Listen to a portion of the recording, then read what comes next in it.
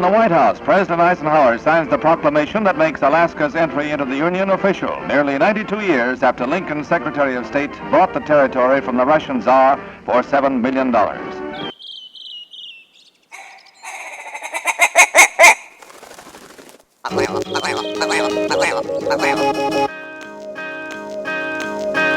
Alaska Wild Project podcast is brought to you by the following sponsors. Tailored Restoration 24-hour emergency home services, helping Alaskans restore their dreams since 1972. Services include fire, water, mold, post-emergency cleaning, repair, and remodeling.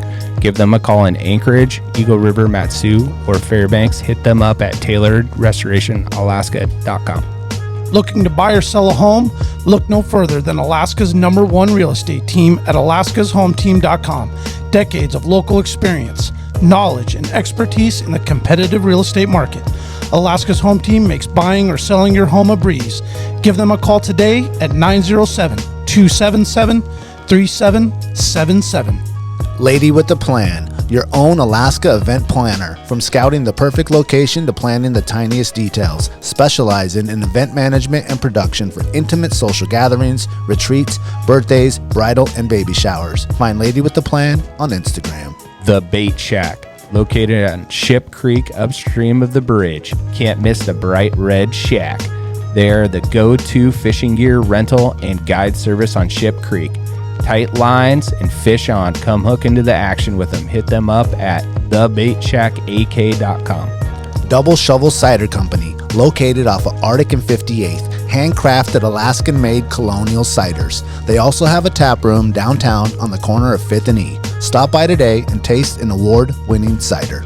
AKO Farms, located in Sitka, Alaska. Built from the ground up with concentrates as their single motivation.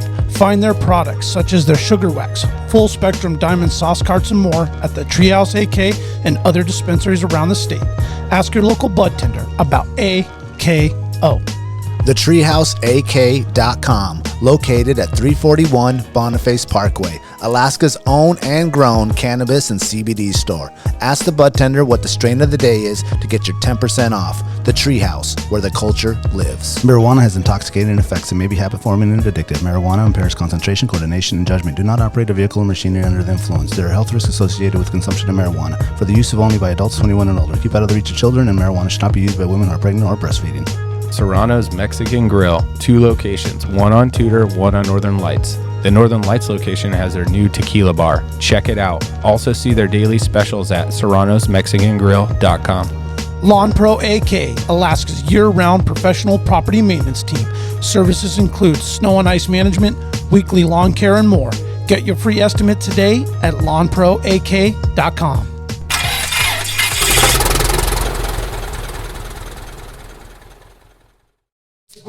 They homesteaded across the Matanuska? Yeah. Wow. Yeah. Grab the mic and bring it up. There you go. Real late there. I gotta work on that. You know, I haven't missed a caribou call in a while, guys, and I was not ready this time. You got 2 in earlier. I know. I'm already double fisting, and I wanted to have 3, which would probably maybe look like an alcoholic over here. You got really excited about the cider. I did. But you guys were on it. Yeah, the Farmhouse Hop is back. It's a good cider. It's great. Yeah, and this one here, I asked you, and then I kind of like rabbit holed off on her on her story. This one is like, what's the history and design behind this one? Oh yeah, so the can or the cider? Start with the cider and then go to the can, because that's pretty cool too. So yeah, well, if you look at the can, you see that big fooder.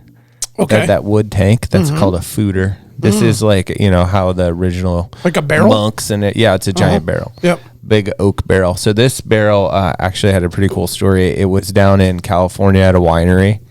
I think it was there for 10 years, and then Gabe from Anchorage Brewing bought it and then made some world-class beers in it. And then about 4 years ago, we got it from him. And then so we have our own yeast and bacteria strains that live in these staves. And so then we'll add some juice and some other complex sugars and ferment in that tank, and it creates the bacteria and yeast at the right concentrations create a sour. And so that's why we call it farmhouse. It's a farmhouse style cider. And then this one is our version of an IPA. So we isomeritize hops, like boil hops, and then we dry hop it later. And so it's really citrusy. There's some like mango notes in it as well. Yeah, it's which really is, like pretty cool. Yeah, it's got a really refreshing. Like I would love to drink this in a hot summer day. Oh yeah, it's super refreshing. And then what did you say, Brooke? I pay when you drink. So far, I haven't paid. That comes tomorrow. Yeah, I pay after drinking IPAs too. Actually, that's can be a bit painful the next day. I think this would go perfect for an extreme picnic. I think. Oh, nice. Kind of up on a mountaintop somewhere. Oh yeah. I mean, in my mind, anything that doesn't have a picnic table is an extreme picnic. It's my goal in life to be a sponsored extreme picnicker. Nice. That would be my goal. That's a good. You know, you gotta have life goals, right? Yeah. That's right. And this is gonna be my drink of choice. There you go. There you go. Some sliced apples, some brie. It's perfect. Oh Okay. yeah, I like that. Oh, that sounds really good. I don't know. When farmhouse? you're thinking about that, I'm thinking about like on my mountain bike on a ridge. Yeah, Like exactly. the Anywhere in brie. Alaska, you have food. Just gotta attach a little basket on the front. Oh yeah. Yeah, yeah, The bell. yeah. Ding ding ding ding. Oh, I have a unicorn bell on my mountain Oh bike. yeah. Yeah, when when Brooke sent me her contact information, she had emojis in it, and it was awesome because immediately made me smile and go, "This girl's gonna be awesome." You know, You knew It was right like away. a unicorn, a rainbow, and what'd you say, prosecco? Prosecco bottle. Oh, He was like, not champagne. I was like, no, clearly Italian. That's funny. This is like the Prosecco of ciders. Yes, it is. Yes, it is. Yes, it is. It's really good. Welcome to Alaska Wild Project, episode 51. We have Brooke Edwards here with us. Instagram is at Brooke Shiny Edwards, one word. I wrote down a couple words here that... Actually, wait, can I time out for a second? Yeah. I just got that hacked. Did you really? Yeah, it's being Oh held my hostage God. by people in Turkey. So you can't. You can go there and look at my pictures, but I can't write you back. Oh, man. Yeah. But so now I'm Okay, over what is it now? at Wild World Wanderings. It's a mouthful, but that's my business name. So Wild, World. like Alaska Wild Project. World, like let's go travel the world. Wanderings, like let's go wander. Got Not it. I wonder if she's a guide or not. Okay. So it's a mouthful, right? But Yeah. you know, at least I had that started. But yeah, so that was a little side note. I had to give you a timeout. I had someone copy my Instagram, and they just added like an extra under dash and like copied my whole page and did the whole same thing. They didn't like actually steal my page. They just like made a duplicate of it. Oh my gosh. And I was like, I don't know, is this cool? Like someone wants to do this? Is this weird? I don't What's know. the reasoning? Yeah. But they actually took your whole page. Like They took your my path. page. Yeah, they have it. They at least they haven't. I the girl I taught skiing today too. She was like, well, my friends got her Facebook page taken, and they were photoshopping pictures of her on naked bodies and posting them as her. And I was like, okay, well, that makes me feel better. They're not doing that yet. Yeah, not yet. Yeah, so far it's they just wanted $50, and I was like, well, this sounds like a double scam because any way you can get anybody $50 these days, it's like, well, then you're gonna get in my Venmo or my PayPal or Yeah. whatever. I was like, I'll mail you a check to Turkey. Yeah. Well, that's what they did. They started like seeing who family was and started Yeah. saying like, oh, you know, Daniel's in trouble. He needs $50. This is his friend, you Yeah. know, PayPal and all this stuff. I was like, people were sending me these messages like, are you okay? I was like, what? It was Duda. He's like, this guy is asking for money. And it's just like, Yeah, Oh man, it Yeah. sucks. that's brutal. It but sucks. I went through the process of emailing Instagram or whatever. And They got them shut down. I think they did. Mm-hmm. Yeah. I haven't seen it. But I don't know about that. I That's did like, all you might that. have to pay these guys. I did all that, but they were posing as Instagram, so they have all of Instagram's. It was like Instagram contacted me and said like your account qualifies for that little blue check, and I was like, okay, and I like pushed the button, you know, because it looked like it was Yeah. Instagram saying that to me. I feel like an idiot, but Wow, they went that deep, huh? yeah, and Yeah. so then they somehow have intersected. So anytime I go down the little YouTube university videos of like how you get your account back, and you, of course, because at Facebook and Instagram you can't talk to a human anymore, right? No. Like no matter how hard you try, but you follow all the little videos because this has happened to a bunch of people. Yeah. did that rabbit hole, and you had to do selfie videos to prove it's you, yada yada. Send that off. Well, they've intercepted any email from me or to me, so I get these emails back from Instagram that say yep, we got your selfie videos, we're looking into it. And I even got one that said, yep, we have approved it's you can reset your password here, but they're in Turkish. I have to translate the emails to English, and I'm like, okay, you guys forgot this one trick. Is I'm pretty sure the Instagram offices aren't in Turkey. Yeah. Oh my, Pretty sure. But anyway, that's a long sidebar to say It's super. if that's the worst thing that's happened to me this month, then so be it. Take it. That's fine. Yeah, they're not getting any powder days. No, exactly. No, they're on I Instagram skied doing powder shady today. shit. Mic drop. You can keep my account.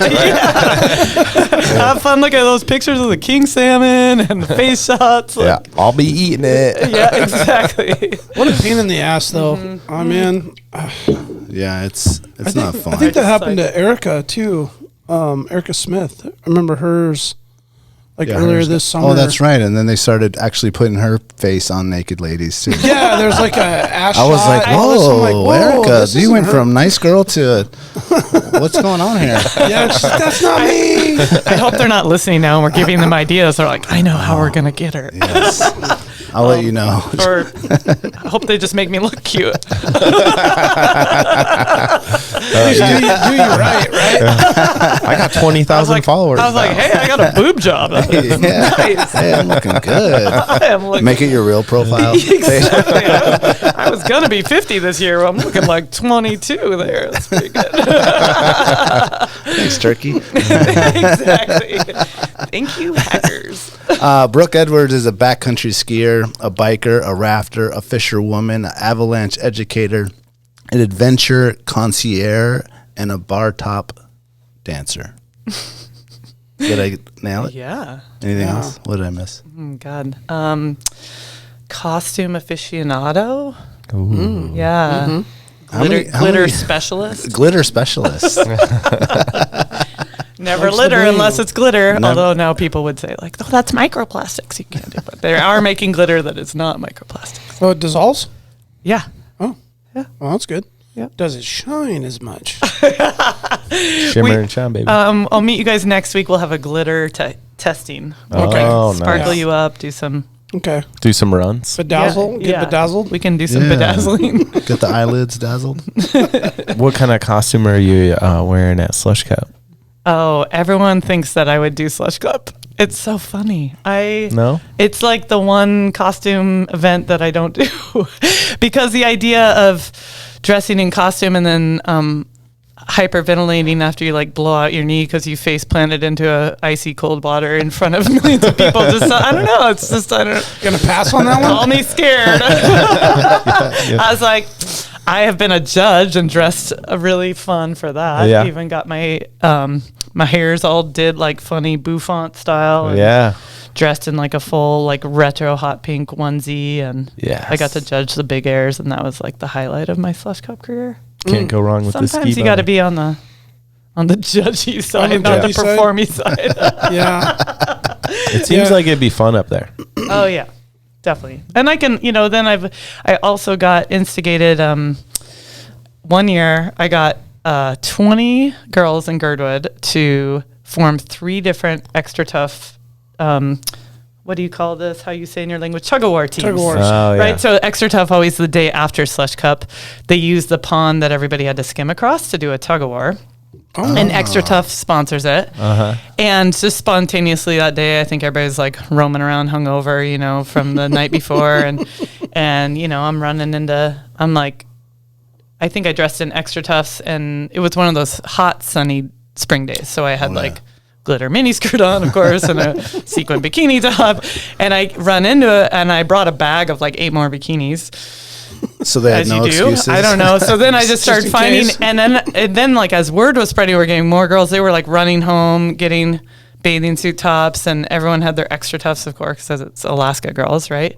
And it was definitely a sunny, hot day. And so we rallied 3 different teams of Girls Gone Girdwood, pretty much. And of the 3 teams, only one of our teams got third. Everyone else ended up we all ended up in the drink. But they presented us this check for $250. You know, it was one of those gigantic checks. Yeah. And we walked in with Sitzmark, like all of us, like 18 of us, with this check. And we're like waited on the bar. Shots. And we were like, shots. And they're like, you can't cash that here. And I was like, yes, we can. And got us all up on the bar dancing. You know, it was just like, you just watch. We will use this money here at your bar. Yeah. I've never heard of that. The slush cup or the tug of No, war? after the slush cup. You were probably too hungover. You never made it. You got to get out of bed the next day. Yeah, you went home and that was it. You just like that. We'll go back there in a few, next winter. Yeah. You don't go up and watch the remnants? People just crawl home. We might have been the only year that chicks in bikini went in the drinks, but The aftermath? No, I've never actually checked that out. you got to check out the aftermath. Yeah, I haven't been to the cup in a minute though. Probably 8, 9 years, something like that. Well, when COVID happened, like that 2020, and it's all a blur now, like when did it all begin? I don't know. The I know. vortex, right? So long ago. Yeah. I know. So when Technically that 19, spring, right? like they didn't have it, and they kind of were shaming everybody to like not go backcountry skiing because they're like people in Colorado went backcountry skiing and caused an avalanche, and then 911 was called, and they're like, you're taking up room in the hospital because of your selfish needs to go backcountry skiing. So there was like this public shaming that happened in the backcountry ski community, and it was like, I mean, I just felt like everyone was trying to be like, don't go out there, and don't. I was like, I try not to create an accident anytime I go. That's my MO. But Yeah, you you felt don't like get hurt. you were like, okay, you can't go out, So then I started taking all my ski toys up to the, I called my ski patroller friends and I was like, can we skin up chair 3? And so we would bring beach chairs every day to just like the base of chair 3. And I'd bring my snowboard, my tele skis and my Alpine skis. And we'd do like our own we'd like boot up to the top of chair 3 or skin up. And I was like, I'm going to do the Triple Crown today. And you'd snowboard down and then have a beer in the little chair. And we'd have our own little slush cup. Yeah. And then we'd go up, I'm going to be a tele skier now. And we made it really fun. I was like, this is great. People were like, you can't ski Alaska right now. I was like, yes, you can. I was like, I live here. This is my living. You think I'm going to like illegally skin up Alaska if I didn't get permission? Yeah. Like, of course you can go up the baby chairs. It's not avalanche trained, Yeah, you'll be damned if you're going to sit at home and just look at it, right? Yeah, so then Like, we had a you know, crew of torture. people that were like Yeah. extreme picnicking at the bottom every day. Like, oh, well, we'll just have that slush must cup have every been day. great. It was Yeah. awesome. It was good COVID. Had it to yourself. Yeah. Yeah. Is Slush Cup back? Like Yeah. back. Yeah, I it think is. it is back. Okay. Okay. Yeah, it is. They're holding Back. it this year. Yeah, I think That's good. What is it, like the 21st or something? Actually, it was pretty good Of turnout. April? 21st last year, 22nd. though. Wasn't they kind I of? was heli guiding last year in Valdez. I wasn't there, but I thought I saw some videos. And were you up there? No, On the that kids day? were there. I didn't go, Just sent but the they kids. went down. Yeah, Have fun, guys. Yeah. Just 20 bucks. 5.5-year-old Don't fall in twins the set wrong loose. Yeah, no friends on powder days. No friends on slush No- cup no days. friends on powder on days. slushy days. Rooster tail days. Yeah. For sure. Yeah. Are you going to be judging this year? Or just going to be? I haven't been asked. Or just going to be judgy? I'm just going to be judgy on the other side. I'll costume in the crowd. That's where I thrive. I lead the hecklers. Got your chance. Yeah, exactly. Who's the girl with the heckler with the glittery costume up there? Right. Is that a unicorn on her head? Yeah. has Yeah. That looks like an extreme picnic she's having. Yeah. Is that Farmhouse Double Shovel? Yeah. Do they make bikinis with these, like, what did you call this kind of The fooder? barrel? The fooder. Who are you calling a fooder? That's the opposite of the foodie. Yeah, it's a fooder. I just drink. You fooder, you brought her. Yeah, don't call me that. Fooder, I don't even know her. I want to get into the history of you learning to ski, your beginnings of your passion on not only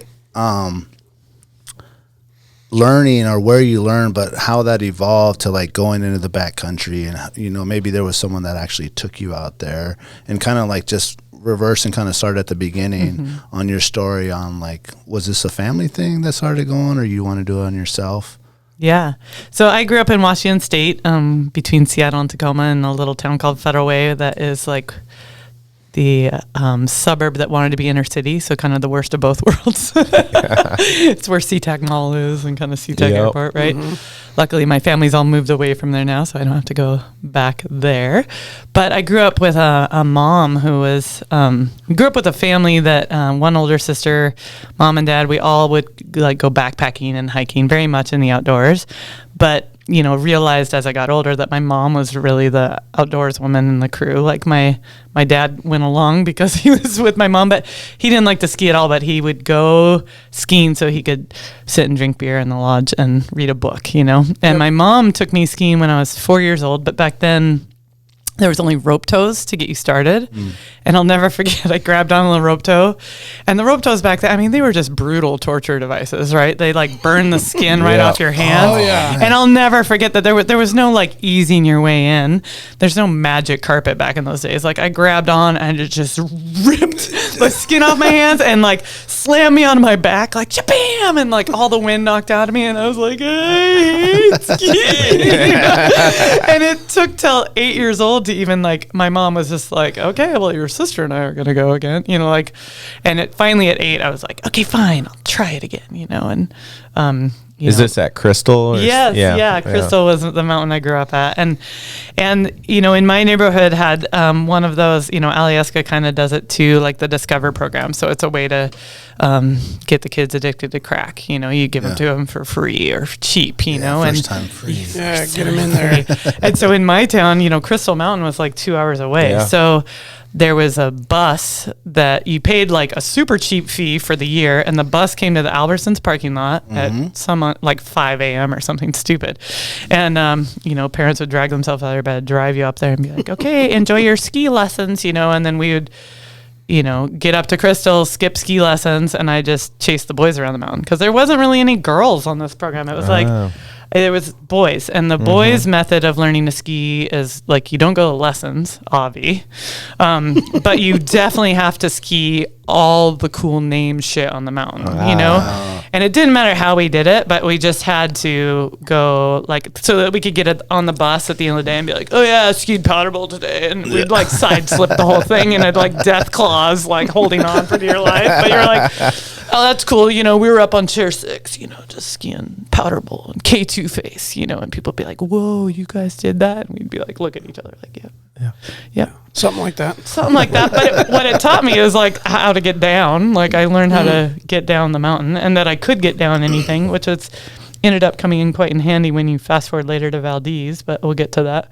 Because that's a good thing to know about yourself, that you're like, I can get down anything.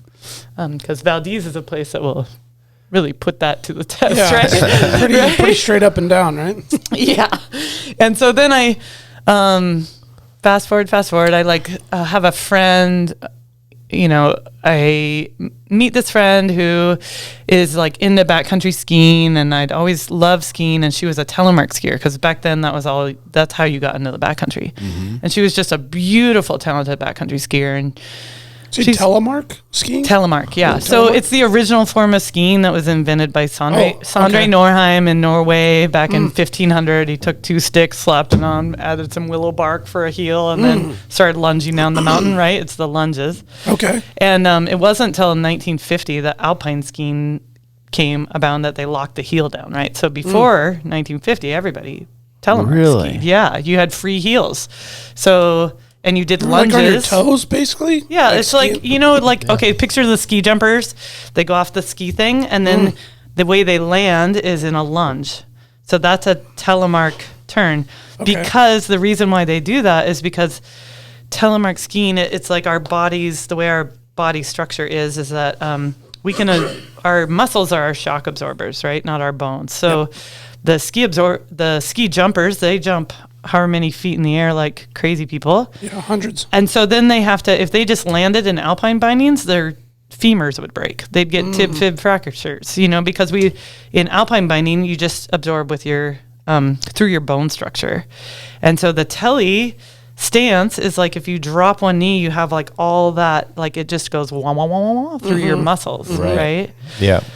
So, but it's funny because it's like what fly fishing is to spin casting is what telemark skiing is to alpine skiing. It's like so much more poetry, so much more dance. It takes so much more strength. Yeah. Like full body. Yeah.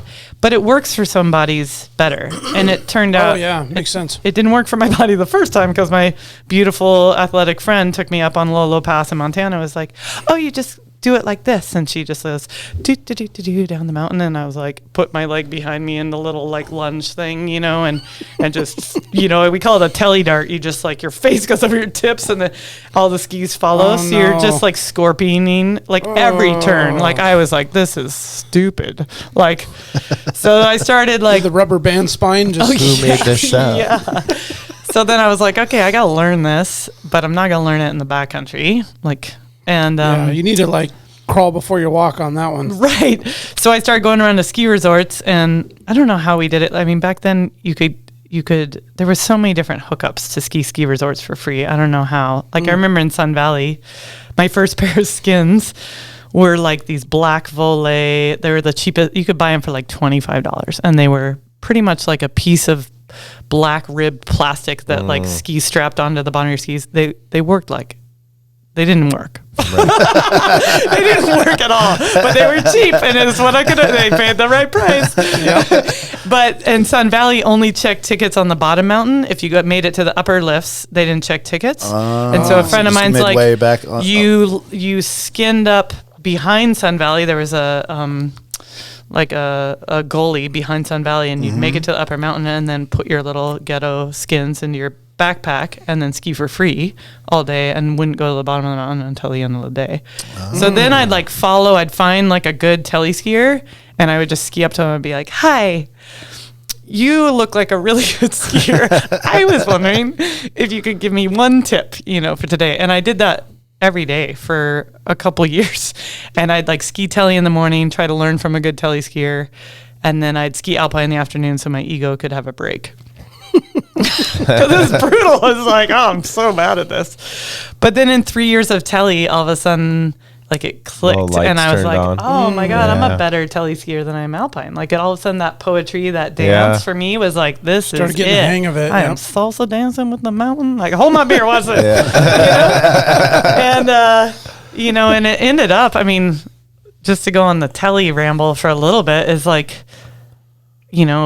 I'll come back to how I got to Alaska, but just to fast forward the telly ramble is I came up here, was here for years, telly skiing, and was in the Girdwood community. And one of the first avalanche forecasters, like right when we started to have an avalanche forecast at the Chugach National Forest, it was Carl Skustad and Jeff Nisman were, funded by the government and then by all of our community. We just threw money in the pot and started the Friends group. And Jeff Nisman was like this unbelievable telly skier, like just the best in our community. He had skied off Denali, he'd skied all over the world. He was amazing and took just huge risks, as some people do. And he went to work one day for the Forest Service, and Carl was with him, and Carl went into the work center, and when Carl came out, the roof had avalanched on Jeff and killed him. And it was so tragic. It was like one of those classic Alaska stories that I've lost a lot of people up here, right? Living this life. And a lot of them don't go the way that you think they would, doing all the risky, crazy, outrageous things that we do every day. It's like you're standing on the curb and the truck hits you. And he was literally at work as an avalanche forecaster for the Forest Service, and the roof slid on him, And so it was like this awful tragedy that hit our community, and we pulled together as a community and said, what can we do to honor his spirit? And we ended up doing quite a few things, but one of the things we did was make a festival called Telepalooza. And it was the Jeff Nisman Memorial Festival, and it evolved over 11 years it was community run. It ended up becoming my full-time volunteer job. I just put my heart and soul in this. And we had, we had so many great prizes, and we made funny races, and we had a different costume theme every year.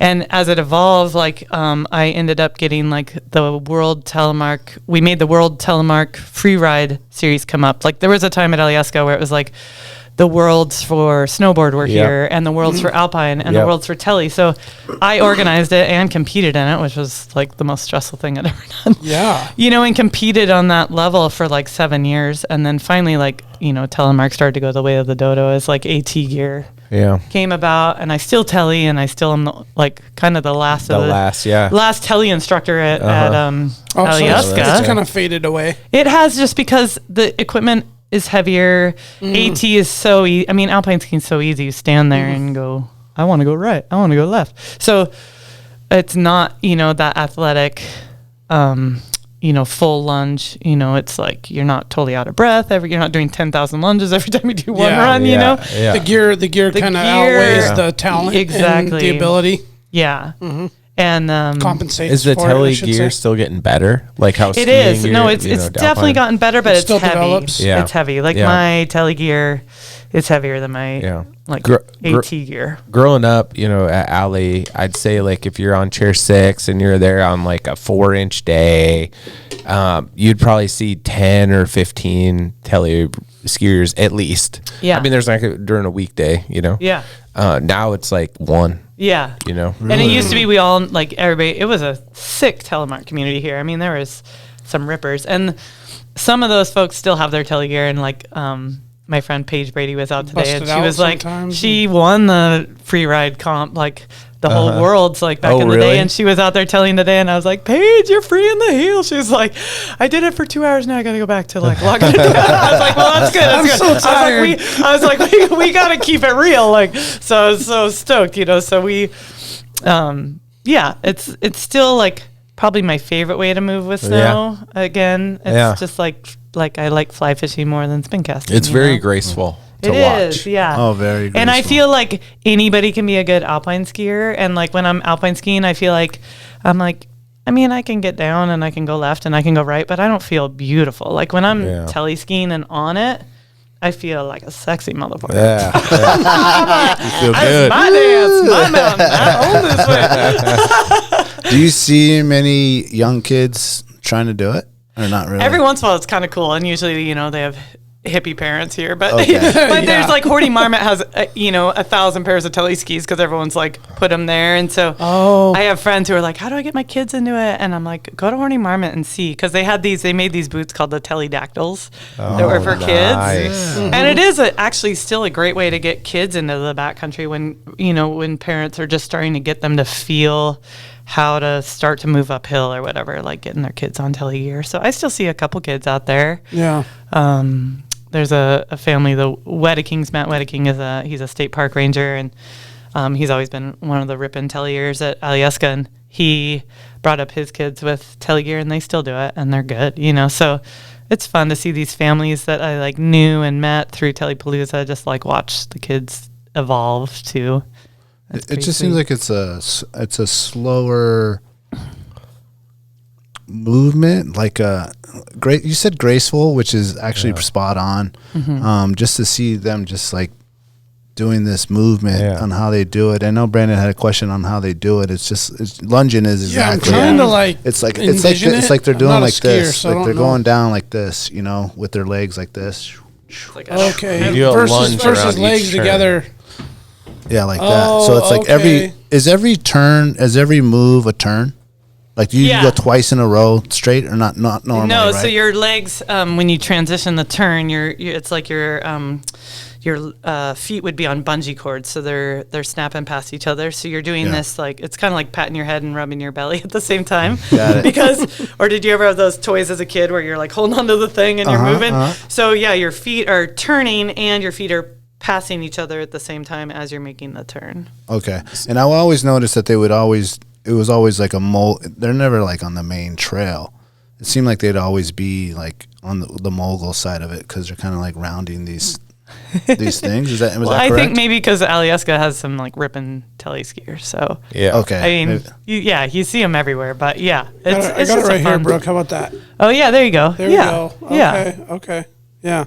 Yeah. So if you were cruising and you were going towards your right and you're gonna drop down into your left, so a left turn, you would bend your left knee, right, and then your right knee would be, your right leg would be cutting with the edge.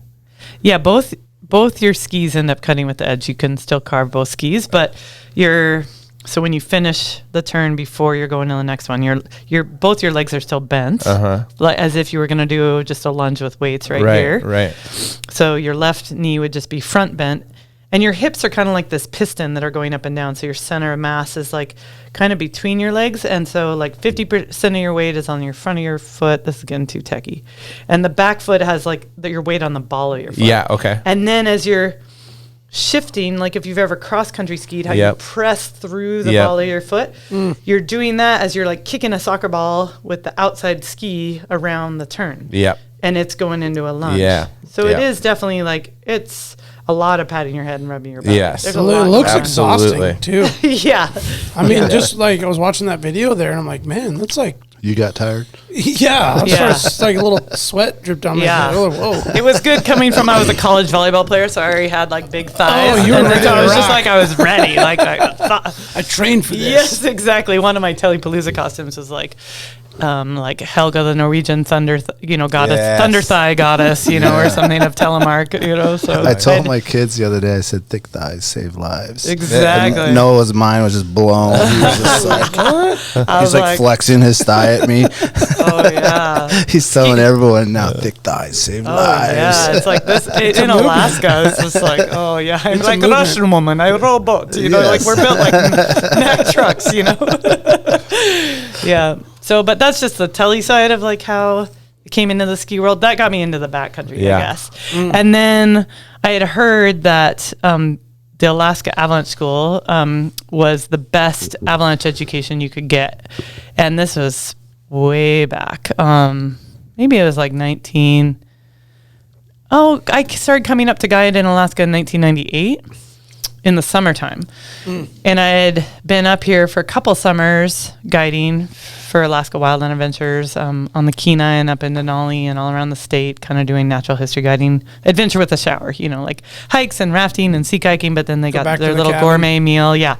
And that was like how I fell in love with Alaska, like in 1998, I'd was in grad school to getting a master's in environmental ed with a focus on ecotourism. And I'd been told my whole life that I belonged in Alaska. I don't know if that's because I'm a weirdo or because I love wilderness, because it's like, there's definitely a lot of weirdos up here, but there's also definitely a lot of people who love wilderness. So it's probably both. A lot of both of those. But I didn't want to come up and commercial fish. And that's all I had heard of people ever doing. That was like what the summer job was that you did. And so I just waited, was kind of,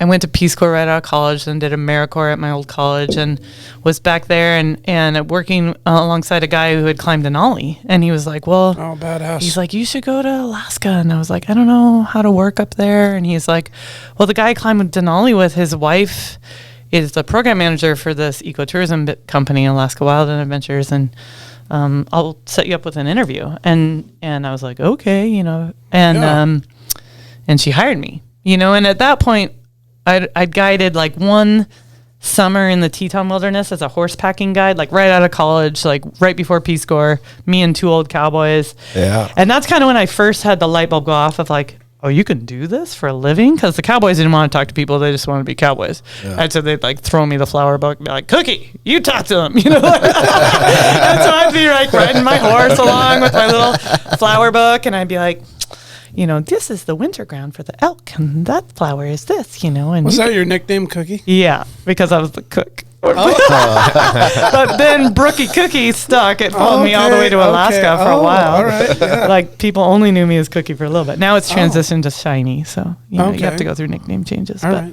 Must have been the glitter. Or? Yeah. I like to think of it as my personality. Yes. Shines bright. Yeah. That's right. So this guy got a job in the summers guiding up here, and I stepped off the plane and was like, oh my God, I'm home. Like, this is it. This is like... Looked right at the mountains, It's like Washington times 1,000. There's no I-5. There's bigger mountains. There's more water. and people still looked each other in the eye. And people were such Renaissance people. Like, I loved that, like, you know, I showed up here and they're like, oh, you don't know how to fish? This is how you fish. Like, oh, you don't know how to do carpentry? This is how you do carpentry. It was like, not like, oh, you don't know how to do it. Let me do that, little missy. They're like, oh, no, here you go. And this is how you do it. And come with me. And I was like, this is I love these people, you know? And my dad sent me so then I bought a cabin up here. I like found a little hippie shack in a bog in Girdwood. And my grandfather died and left me just a tiny chunk of money, which back then you could actually get something. And you could get a hippie shack in a bog on railroad ties with no running water, which is what I got, which you can't even get, a thumbnail property for, I think $50,000 is how much I paid for that first. Oh, really? Like that toe in the door, which is amazing. Yeah. And that's what the parking costs now. Yeah, exactly. Yeah, that's for sure. Pass it out, I was going to cost $50,000. Yeah. It was going that direction for a while. Exactly. So, got in there. My dad sent me his 25-year-old chainsaw with a little bow on it and was like, good luck, daughter. I was like, okay. And then I hadn't wintered up here yet because I was still in grad school. And so I'd heard about the Alaska Avalanche School. They're the best. Like, they're, that if you want to learn about avalanches, you should go up there. And I just like dipped my toe in the backcountry world and got my ass kicked, and I was like, well, I should know about avalanches. And then it would help me see Alaska in the wintertime. So I booked a course, and it was like Doug and Jill Fessler were like the original folks. And it was just legends in this world up here. And I'd come up. A friend I'd known from the summer, like, left his truck for me at the airport with the keys in it. I'd never been here in the winter. I, like, show up, and that was before Google Maps or whatever. Like, somebody had told me how to get to Hatcher Pass. I drove there at night in the middle of winter, parked the car at Independence Mine, and, like, skinned up by starlight to the Independence Mine building. Just, like, mind blown, right? Just, like, mountain silhouettes everywhere. Never been to Alaska in the winter, and my mind was just, like, short-circuiting. Like, I'd always been a wilderness girl, but I was like, that's pretty intense for your first time. Yeah, right? I was like, and then, lay a sleeping bag down in this, like, old historical building next to 20 other students. A little creepy. Excuse me, are you here for the Avalanche Club? Or are you part of the Axe Murdering Club? What's going on here? I've heard the odds are good, but the goods are odd. I am a cookie. yeah. Nice to meet you. So wake up there in the midst of just the most beauty I'd ever seen in the world, and started to learn from these legends. And one of the instructors was Scott Rayner, and he had just bought Valdez Heli ski guides from Doug Coombs. So Doug Coombs, for those of you who aren't familiar with skiing, is like a legend in the ski industry. He started steep skiing. He came up from Jackson Hole. He and his wife Emily came up and kind of put Valdez, Alaska on the map. They, people had been skiing there with planes a little bit, and he decided to helicopter ski and brought kind of the world extremes to Valdez and kind of like put it on the map and started Valdez Heli Ski Guides. And that's really like the OG birthplace of heli skiing in Alaska, was that, and Doug Coombs being the grandfather. And so I definitely knew who he was, and that Rayner had just bought the company, and at that time Coombs was still alive. He passed a couple years later, but Rayner was like, I need an office manager. Do you want to do that next year? And I was like, yeah, I'm getting out of grad school. Like, I'd winter up here and do that. And in Valdez. Nice. And so, I made the move. I'd already bought the cabin, and I was like, okay, I'm going to live in Alaska. And then I signed up to get a job with ski school at Alyeska Resort. And, they're like, sure. And I did a little tryouts, and they're like, oh, okay, you're going to need a little bit of work. They pretty much, because I'd grown up like chasing the boys around the mountain, and I could ski, but I skied kind of ugly, and I skied definitely with not the right fundamentals. And so they had to like, raw. I was raw. Yeah. But they had to take me apart and put me back together again to be like, before we let you go tell anybody else how to do this, like, we gotta fix you. Like, this girl is broken. Ski, but your technical skills. I know. I was like, point it. Let's do this. You know, so Follow me.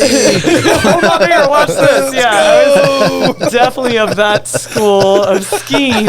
So it actually helped to learn like how to, you know, do all the right things to make the skis do the right things. And I was like, oh, this is easy. I was like, turns out you don't have to muscle them back and forth. And then I knew that I had like, you know, a few months before going to Valdez. And at that point, I'd only telemark skied for like 10 years. And Rainer was like, well, you can get on the Heli, but only if you don't slow the clients down. And you certainly can't telemark on the Heli. Like, that's out of this world. And I was like, but I haven't Alpine skied in like years, you know? And at that point, I was like such a better telemark skier. And he's like, well, you better figure it out. And so, so I was like, I guess I will. I was like, okay, you know, so I like get on some like Alpine trekkers at the time. They were like this monstrosity of a binding that was like super heavy, you know, to try to make Alpine skiing. You put your Alpine boot in this like heavy contraption and then attempt to walk up a hill. Yeah. So you could Alpine ski down. So I did that and went over to Valdez and it was just such a boys' world. Like, you know, there was more companies over there. Every guide is a dude except for Kirsten Kramer. And Kirsten Kramer, you got to have her on someday. She is a riot. Like Kirsten Kramer? Oh, yeah. She is the most, there's a lot of badass women in Alaska, like way too many to have on the show or name, but she is like the best mountaineer, the best ski mountaineer, the best ice climber, the best rafter. Like she pioneered she used to be a class 5 whitewater guide on 6 Mile. She like skied all the like crazy lines off Denali and she just has no ego. She's just a giggle bus, you know, just like sweet and would never shout about herself ever, but like tough as like I don't even know. They don't even make things tough enough to say what she's tough as. Right? Unicorn horn. I know. Yeah, all the guys in Valdez call her Nar Mom, right? Nar Mom, because she like loves. You know, she's very like nurturing, can take care of people, and then she can make grown men cry in a second, and outski all the athletes that are you know on the film crews and stuff, and just like giggle her way around. But she had worked her way up with Doug and Emily, just like fueling helicopters and busting her ass and doing every job until they put her in as a guide. So by the time I got there, she was the only female guide in all of Valdez. Probably looked right up to her right away. Instantly, especially because she just adopted me. She just took me under her wing because I was so intimidated, and all the dudes were like, well, you better not come on the Heli if you can't keep up. And I was like, okay, maybe I shouldn't go. And she was like, fuck that, you're coming with me. You know, like, you are going on the Heli. And I was like, and I remember like getting on the Heli, and I was like, well, you know, that's cool. Like I ski double back diamonds in Washington. I grew up at Crystal. Like I'm a good skier. Like that in my mind was like what's like good skiing was. So I was like, oh, I mean, how hard can it be? Like Rainer told me to practice on Christmas shoot. I skied that, you know, and then I got in the Heli the first time with Mark Newcomb, who's just like a legend mountaineer from around the world. Like I realize now that I was like there at the time. Like if you ever watch there's a Teton Gravity research movie that tells the history of Valdez, and it's back to like it's like Dream Chaser, Dream Winter, Dream something, Dream. I think Liska brought that one up.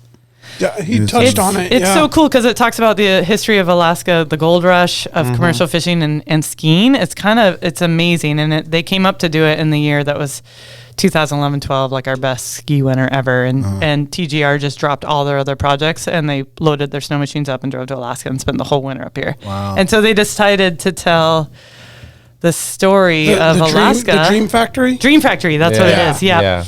And so I remember, like, when I watched that, I was like, oh my God, I got to be in Valdez from all those legends. I was there with all of them. Like, they were the people taking me up there for the first time. And it, like, kind of blew my mind. Like, I can't believe I showed up here at the pinnacle, the perfect time. Right? Like, I can't believe it. Like, so lucky, right? Yeah. So much of our life. And you didn't even know. I didn't know. I had no clue. I didn't know who these people were. You know, I had no idea. They probably didn't know what they were doing either. You know, they're just trying to get it going. You know? Yeah, like they're legends now. It's like that hindsight, you know, is 2020 and how like our whole lives work, right? You're just like right place, right time, and mentored by the right person. The right person walks up and tucks you under their wing at the right time. And Kramer was that for me. And so I remember getting in the Heli with Mark Newcomb, and he was the sweetest man in the world. And he just was like, Brooke, you're going to be okay. Like, just pretend like, he's like, what's the toughest thing you've ever skied? And I was like, oh, Christmas shoot. And he's like, I want you to just look at every run like it's Christmas shoot. You know how to do this. And I'm like, okay, how hard can that be? And then the helicopter's circling, and I was like, and it lands, and I was like, we're going to land here. I was like, where do we get out? I was like, where are we going to ski? Like, this is insane. Like, back then, they didn't have any progression. They were all about just scaring the shit out of everybody. So they were big game hunting every day, because the guys were like, well, let's go ski this and ski that. And it was nuts. Like, now it's like, I mean, it's still pretty big game, but it's like, it's tame compared to what it used to be. It was just like, let's land on this thing and then see if people can get down it. And, and here they'd all told me, like, well, don't slow the people down. And I'm standing on top of this, and they hand me a radio. They're like, okay, you're tail guide. So my knees are knocking together, and everybody just, like, the first person leaves, you can't see where they go. You can't see the run. They just dropped off the face of the planet. Yeah, I'm just like dry mouthing, sweat drenching, like about to pee my pants, knees knocking together. Everybody's just disappearing. I hear Mark's on the radio, like, voice, and he's like, okay, your turn. And I was like, okay, I remember back at Crystal, I could get down anything, like, I can get down anything. Like, I don't care if I falling leaf or side slip this thing, but I can get down it. And so I did it somehow, but my legs, I was so nervous and so, like, over skiing, because I was just gripped, that I was so cramped up by the time I got to him that I was like, he could tell I was just, like, in trouble. And he, like, gets into the, like, belly of the helicopter, hands me a Gatorade, and I was just, he's like, you might need this. I was like, right? But that started me on this. So nervous. I know. And that was 2001, and that started me on this, like, long journey. It, like, planted the seed of, like, I want to, like, well, first seed got planted was like, I'm going to prove to Scott Raynor that I can telly on the heli. So I did. I came back years later and tellied on the heli, but it planted the seed of, like, when I grow up, I want to be a heli guide, And then I was like, well, what do you got to do that? And it was like this, well, you got to, go down the Avalanche education path, and you got to learn to guide, and you got to, just become a better skier, obviously. And so fast forward 20 years, this last year was my first year that I got to be a heli ski guide. After working in the heli industry, behind the scenes, doing the, like, clean the toilets and get the massage therapist lined up for the rich guy. And, over that course of time, I got, like, so many days where I got to unofficially tail guide, just got handed the radio and put in the ship. And some of that was because I was a ski instructor. It'd be like clients that were struggling. They'd be like, oh, well, you can get in there. We'll bring Brooke along, and then she can kind of coach you. And so I worked behind the scenes at CPG for a while. Yeah. And so got a lot of heli time for free somehow, just, again, being like the luckiest girl in the room. Totally. Somehow. And so, but that helped, like, to feed, but it takes a long time. It took a long time to get all the, like, certs and ducks in a row. And I think there's this great study by the New York Times about the way men approach the world. And in academia, girls kick ass over boys, like, because it's very, like, cut and dry. It's like, you need to do this to get an A+, and girls will go in there and be like, okay, and they'll just bust ass, get an A+, like, no problem. So when you look at the average scores of girls versus boys in all of public schools, the girls are always better than the boys. The boys are like, well, I'll get by. But then you get out in the real world, and the guys are like, well, I'm just going to fake it till I make it. And they get in there and they do it and they crush. And the girls are like, well, I can't put myself out there until I'm like, I got all the certs and I'm really good at this and I practice. And so they won't even put themselves in the arena. Yeah. And that's why there's not as many women CEOs and there's not as many female guides. And because they're just, they need to qualify themselves before they can feel like they can do the job. Exactly. And there's this, like, fucked up imposter syndrome that goes on. And particularly when I was coming in the guide world, like, Kramer was my only mentor. You didn't see any other women doing it. So you're like, anomaly. And she was an anomaly. So you're like, well, I better be twice as good before I even throw my hat in that ring, Oh. So I, like, held myself back for years and years doing all the jobs behind the scenes instead of just, like, marching my way in the door and being like, just I can do this. Like, give me a chance. I never did that. I never showed up that way. So unfortunately, I was really old then when I came around to heli guiding. Experience. The years have caught up to you. Yeah. I was a really, really good guide. Like, I have 25 years now of guiding under my belt. So, like, all the summer guiding, like, I've guided all over Alaska in the wilderness, backpack guiding, it's kind of my way of guiding such a great profession. It's my way of like seeing Alaska, right? Yeah. Well, maturity, there's a lot to say for the maturity that you gain over that time before you hit the pinnacle of your profession versus when you kind of start when you're young. You have your opportunities for making more mistakes and maybe having setbacks versus learning over time and having that experience. Right. I imagine probably benefited. Yeah, definitely. And how you handled situations, how you interacted with other people, being a grown, mature adult versus like a 20-something that's like trying to act it. Yeah. I mean, I'm just thinking that must have helped. Definitely. You know? And I think that there comes I don't know, we lose our attachment to ego a lot and other people's idea of us. Like I got away from, being worried about how people saw me ski. Like my dad told me a great thing once when I was like scared that I'd had a client that was like a better skier than me, teaching skiing at the resort. And I remember calling my dad and he's like, you know what? The best football coaches in the world are not the best football players. He's like, but they know the sport. And it just helped me so much because it took away that insecurity of like, what do I have to offer this guy? And he's like, I bet you have something to offer this guy. And it's helped me with guiding too, because you know, I'll get somebody who shows up from Chamonix and they're way more in shape and they're way better skier. But it's like, but I still have something to offer them. And I feel like that is wisdom and age and maturity. It takes you a long time to that's what I mean, to be able to show up in the room and be like, no, I have something of worth to offer you. Like, and that's important. And it's worth, you know, and that was the hardest part for me. It's like, it's actually worth money to be like, to have the skill, you know, and that was like the hardest thing in the world for me to like step up to the plate and own. Yeah. It sounds so crazy. Yeah, to have the confidence to exude that. And so I think I'm at this, like, speaking of age and wisdom, I'm at that like super cool turning point in my career where I'm like, oh my God, I get to be a mentor now. Yeah. Like I'm seeing all these young women like come into the scene and they're kicking ass and they have no fear and they're just so confident and these 20-year-olds are just charging and I'm just like, wow, you're just going for it.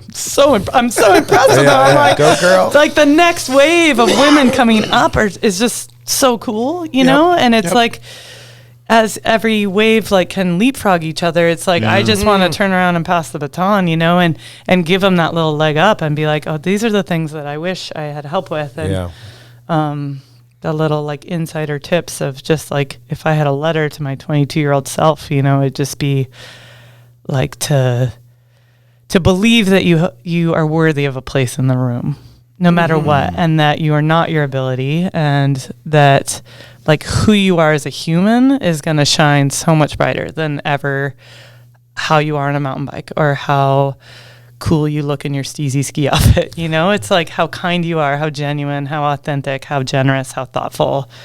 Like that is what will carry you further in life than your skiing ability. Absolutely. Yeah. Oh, that was beautifully said. Yeah. Yeah. That's just a byproduct of all the things you said before. Right? The skiing and all that is just a byproduct of the person you are and what you do for other people, the guiding. The skiing's just like the part. Yeah. I feel like I do life coaching through movement. You know, and it's the same with wilderness guiding. Like wilderness guiding to me is like this honor of like taking people into the Alaska wilderness, and you guys all know that's your jam, you know, and we love it. And then like you're just midwifing the experience for someone else. You're just like holding space, keeping them a little bit safer, teaching them the skills to keep them a little bit more comfortable, and then you kind of get to sit back and like watch them have those moments of awe and be like the light bulbs go off and they're like new memories are forming for them. Mic drop. I was like, are you trying to cut me off? Is it like Arctic entries where they start flashing the lights at you? You've been talking too long. We haven't had that happen during a podcast. Yeah, that's crazy. The lights just went out. Well, it's like a timer on the sensor over there. Well, you touched on a great thing. Like I've taken a lot of new people out in the wilderness, and I think the fresher and the rawer they are, it's so cool to just sit back and watch them absorb it all. Right. You know, and just be like, this is the coolest drive I've ever done. You know, like the people that you see just like on the drive to even get there, they're just like, looking Yeah. everywhere. Yeah. And then they go out and to you, like, exactly where you are. Like, okay, I could just go off this trail and I'm going to go on this road and go down. And next thing you know, I'm at, the gas station. But to them, and they're just in this most magnificent remote place they could ever imagine in their life. Right. And then it helps you see your backyard through new eyes too. It's like, that's what it's done for me, is like my wonder, my sense of awe never goes away. Like, it is just sharpened and freshened every day because of that. So you never take it for granted. Yeah. It's so cool. Yeah. You wake up every day and look out the window and are like, are you kidding? We get to to live do here? this? Really? I Like, get to adventure here. yeah. Yeah. Like at Alyeska all the time, I'm like, in the lower 48, there would be so many people on this mountain. Yeah. In the backcountry here, like, even we complain that, like, since COVID, there's so many people at So Hatchers and crowded. Tourniquet. And I've definitely Yeah. been that whiny person. It's like, where did all these people come from? Like, you didn't like to ski before. All of a sudden you're all skiers? Like, where are you? But it's still like stupidly ridiculous. Like, you just walk past the other set of tracks and you have a fresh line, you know? Yeah. And I've spent a winter in Alta. I've spent a winter in Jackson, and it's like there is no fresh snow left after 6 a.m. when the people who got up before work hit their headlamps on. And it's insane, And I'm like, we are so We are frickin' lucky. It's so big too. We have so many, so much area that we can hit, and like it's hard to get to, right? Like roads only go a couple directions, and it's like, how far can I get off that road? Yeah. It's awesome. Awesome. It's a damn good place. Yeah. When you were talking about the wonderment of like bringing those new people out, I know some of the trips that Daniel's talking about I go on, but having like little kids, like, and they like look at it like a leaf, and they're like, oh, this is so cool, and you're like, yeah, it's a leaf, and then you look at it and you're like, oh man, that is the coolest leaf. I should have been looking at every leaf at that detail for the last 22 years. That's all mushrooms are. Yeah. I mean, it's, seriously, it like just brings you back in the little kid brain of like, we have that ability already. Like mushrooms just remind you like, hey, I'm going to strip away all the other like bullshit, adult worries of whatever, and just focus on the leaf. And it's like, we all carry that innate ability to like be in awe, but we clog our minds up with like, how am I going to post about the leaf? How am I going to make this cool on TikTok? What's this Instagram story going to be about with this leaf? Instead of like, can you check out all the colors that are in the veins? And it's like sad that we need like hallucinogenic drugs to get you back there or something. But it's like, I think that Alaska is like a hallucinogenic drug. It like it helps you tap in, and kids can help you as this like, because they're little bugs of wonder walking around, it's like all you have to do is like hang out with them for a little bit and take the time to be patient enough to be like, okay, let's really explore the dewdrops down here in this like micro park that is like 5 inches by 5 inches. That's all we have to, only spot we need to play in for the next hour. Totally. They have so much to teach us. Makes you a kid again, man. Yeah, it does. I love to take my kids to just places that I've been, 100 times, and it's their first time, and I have all these things that I still want to do. Like I have all these trips, like, oh, I can't wait to take them on this and this and this. They're ready for that now. This now, and I'm just excited to like see it fresh through them. You know what I'm saying? Like the first time you took your kid to the Russian River, or the first time you took them skiing, or Denali Highway, or these things. It's just, oh man, it kind of makes you a kid again. Well, and I have clients all the time ask me like, how come you don't have kids? Why did you choose not to have kids? I'm like, because I had all of you motherfuckers. Like, that's right. I was like, I've used up every mothering gene possible for 25 years, keeping you all alive, That's right. But I does like in Girdwood, I'm like, everybody's cool Aunt Shiny, it's like allowed me, like, I love kids, but I get to like have this absolutely cool role of connecting with multiple. I feel like I have gotten, by choosing not to have children, I've gotten to impact a lot of kids' lives, because I'll be like, my neighbor in Girdwood, he was like 14-year-old teenage boy, and he saved enough money to hire me to be a backpacking guide, and he like texted me. He was like, Brooke, I'd like to hire you to take me backpacking. He's like, I've bought the equipment. And I was like, you don't have to pay me to go backpacking, McQuaid. Like, we'll go backpacking. And I called his mom. I was like, can I take McQuaid backpacking? And we went backpacking. Now, I mean, since then, he's been the best skier on the mountain. Like, the kid is so like talented and so sweet and humble. And as kids so much are in Alaska, right? They've had their butt kicked already by Alaska so many times. It's so big. By the time they're teenagers, that he was like a teenage boy that I wanted to hang out with. Yeah. And You know, and last year he and all his crew, like they graduated from high school, and I was like just like crying because I was like, I've watched you. I've seen you guys all grow up. Like I've watched you become better skiers than me by the time you were 8, and then they all took their first Avalanche class from me when they were 14. Yeah, you know, and now they're all the way at college, and I'm just like, I still get to experience that kind of like parenthood thing of like this pride of like I got to be one of the adults in the village that's raising you. Yeah, you're part of it. Yeah. Well, a lot of times those people have as much influence as the parent does, right? Because the child or the kid will attach themselves or look at you as more like a role model than you will your actual parents. You know, so that cool uncle, that cool aunt, or whatever. Right. Yeah. You know, and if they're into anything close to that, what they're into, like they can really, you know, approach it from a different angle other than a parent. Yeah. And of course, you guys as parents, I'm sure you know this, but nothing made me want to be a better person than like knowing that these like teeny boppers are looking up to me in Girdwood. Like they were all my little helpers at all. Like I emceed every like event for charity and Telepalooza, like to give away, they'd all come up and give away all the prizes for the raffle. And,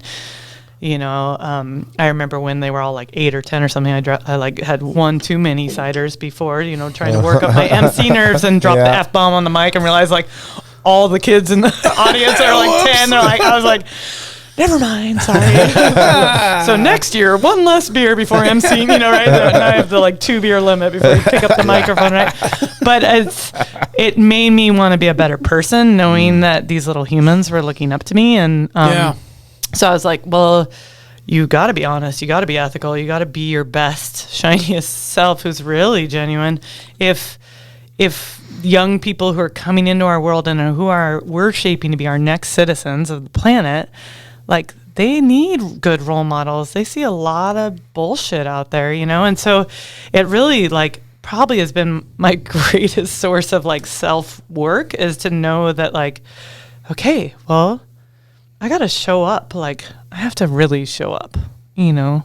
Yeah, impact those kids on a positive way. Totally. And today they need it more than anything. So much, right? When you look at like, you look at the numbers and you look at what, you know, I almost think that we need like an ethics class or social media in 5th grade, you know, to say like, okay, you have this tool at your fingertips, but let's give you the ethics to go along with it. Like my sister was a professor of medical ethics for 25 years. And the same thing happened in medicine. Like technology happened before there was ethics associated with it. So we had the technology in medicine all of a sudden to extend life for as long as we wanted life as a part, like a heartbeat. But it wasn't, the quality of life had gone away. So then they frantically caught up of like, we need ethics to go with this because it's not just good to have somebody plugged in who is a vegetable or whatever, you know, somebody, you know, that's where euthanasia, all that stuff came from. But I feel like social media happened the same way. It's like, boom, boom, boom, we got all this stuff. And then like all of a sudden around us, like there's high suicide rates and everyone's playing the comparison game and imposter syndrome's gotten even worse. And,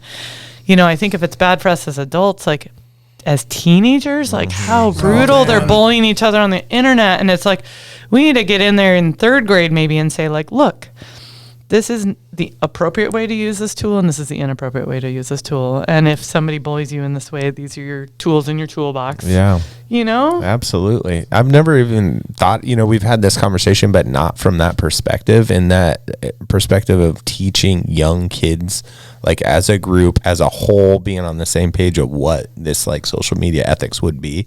That's a great idea. It just blew my fucking mind. It should almost be a freshman high school class or junior high. I'd say junior high. Junior high. I think it needs to be early because everything's early. They're already everything's early. Well, it's where it really I work at starts. elementary school. I worked at Anchor School District for 20 years.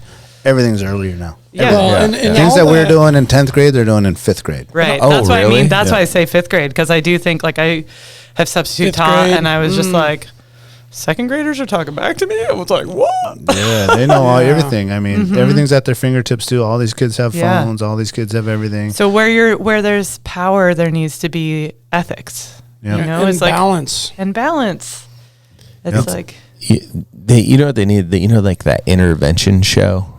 Where, you know, there's like a bunch of parents that have, you know, elementary and grade age kids, and they like the parents will show the kids the intervention thing, and they'll be like, this is what happens when you abuse drugs, you know, and you don't you know, however they want to do it, you know, introduce them the right way or whatever as they get older and teach them how to use it right. But it would be great to have like an intervention show like that they can also show at the school that would about like when social media stuff goes bad, When it goes the you wrong know, way. so then they really get to see like how people experience this being treated wrong, you know, not Yeah. with kindness, Yeah. you know, it'd be really interesting to do it that way. That's a very Yeah, interesting topic. that just like expanded my mind because I want to sit here as a parent and complain up and down all day about social media and its negative impact on society and kids. I'm like the one parent, the guy that's like, oh, damn social media, Yeah. bullshit, Yeah, blah, blah, yeah, blah. And all of us are on it. And I have a teenage daughter and, you know, she's getting involved in it. And we have these conversations all the time. We just had a conversation after a hockey game this weekend. It just kind of, so she knows mom and dad are always in the know. And we always want to have a conversation. We want to keep this open platform of dialogue and conversation and communication about it all the time. Yeah. Because I feel like that's the least you can do as a parent if you're allowing your kids the access to this. And I'm always bitching about it and complaining about it and bringing up the negatives to it. And that ethics tool with social media, I made a note. Somebody needs, like, I don't care, somebody become a bazillionaire on this. Well, but like develop this. Cookie, I think you need to do it. Well, it's good because I was like, I am turning 50 this year and my body can't carry a backpack forever. So I do need an exit I'm strategy telling from you, guys. you could travel the So world I and can just be an run this ethics- thing. Yeah, we'll get you Social hired. media You ethics. start at Wonder Park. Maybe there. I just needed my Instagram hack to set me on this new track. That's it. I mean, You'll be on check it the out. first episode of our intervention, social media We'll call it intervention. carefrontation.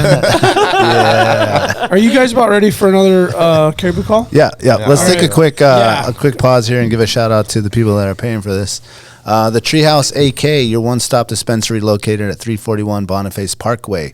Be sure to ask your bud tender about the deal of the day because honestly, there's always something good on deck. And guys and girls, listen, this is where the culture lives. At the Treehouse, their dedication to servicing consumers has been developed through a lifetime of involvement in the cannabis culture. They're committed to providing the highest quality products at whatever value your budget affords while always maintaining the deep-rooted principles that have carried them this far. Their focus is on relationships over transactions, and you can always depend on them to treat you with the respect you deserve. Hit them up at thetreehouseak.com, and remember, you must be 21 years of age to enter their store. And before you go into your read, I kind of want to have you talk about Local Greens. Oh yeah. Local Greens, you guys, we haven't probably talked about them in a little while. That's one of Jack and the homies company, serving up the greens and the stuff. I'm going to let you kind of get into it with the subscriptions and everything that you guys got going on lately. Yeah, so I'll just like a little bit of the background on Local Greens. So you know, during COVID, you know, it was obvious to everyone that we just don't have a good source of sustainable food in Alaska. I mean, we have the stuff we can harvest, you know, fish and some meat, but in terms of produce, I mean, we're really at a loss. And you know, at that time, it was a real struggle to bring food to Alaska, and so we want to be part of that solution. And really, you know, really for two things. One, you know, sustainable year-round produce needs to be an option for everyone in Alaska. And the second one is a lot of the people that are raising kids here didn't grow up somewhere else and don't know what it tastes like to eat fresh produce. So it's like if there's a way to make it really easy to get produce into people's houses that's fresh year round and onto these young people's plates, it'll help with that healthier lifestyle culture and people really owning eating healthier, but also inspiring them to help with this like sustainable food mission in Alaska, because someone's going to come up with something way better than us. But anyway, so we bought 2 hydroponic farms. We're doing subscriptions out of Double Shovel. It's super reasonably priced. They're $9 for a subscription. You can pick it up every week or every other week. anytime double shovels open, and you just walk in the fridge, grab your bags, and leave. So if you haven't tried it, you really should try it. And we have to sell about 50 more subscriptions, and then we'll be full. So what will be cool when we're full, it'll drive even more demand to create more businesses like this in Anchorage and Alaska. So, Well, anyway. I can speak as a Sign me up. I want to subscribe. Subscriptor. Is that a Subscriber. word? Subscriber. Okay.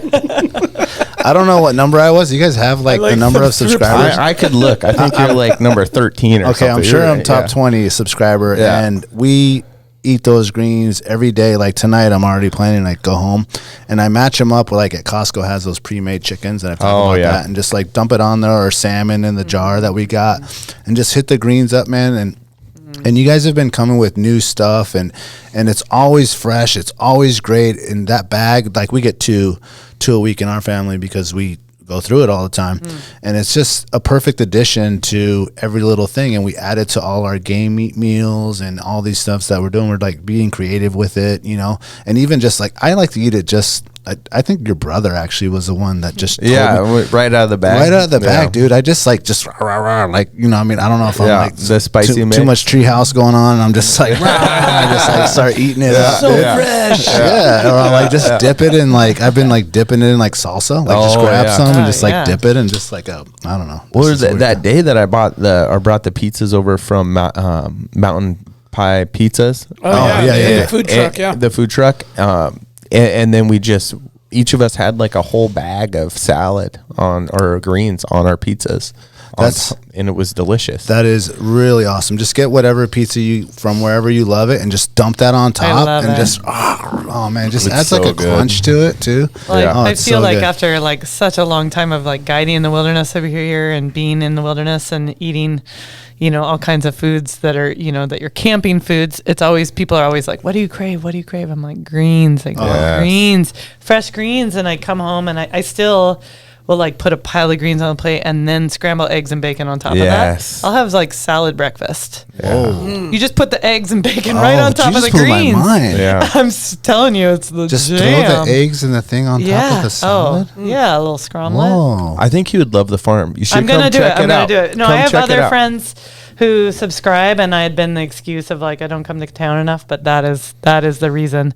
Like you I probably just have enough people that are coming out. They'll just, yeah. just No, bring I the for greens. sure that's a Yeah. reason because it's I do feel like, you know, I did 2 weeks this winter in Costa Rica, and your body just feels good eating fresh fruit and, Yes. and like vegetables from the land. Like I love eating off the land, and up here we get to eat from the land with all of our wild game. But yeah. Like to me, you know, coming up here and getting any kind of produce from a grocery store just feels like Yeah, you're it's cheating a on yourself. crapshoot. Yeah. I'm like, I'm cheating on myself. This is then when you- awful. Because like I would eat it from the bag too. It's like when you walk into somebody's garden and you put a carrot that's come right out of the Oh. earth into your mouth, it tastes like a real carrot. Yep. 100%. You We know, had or this the deal when we had tomato our or carrots lettuce. from the garden, and the kids were like, my wife had to get some other carrots, and like she mixed them in, and then my youngest son was like, "Oh, this carrot tastes funny. Tastes weird."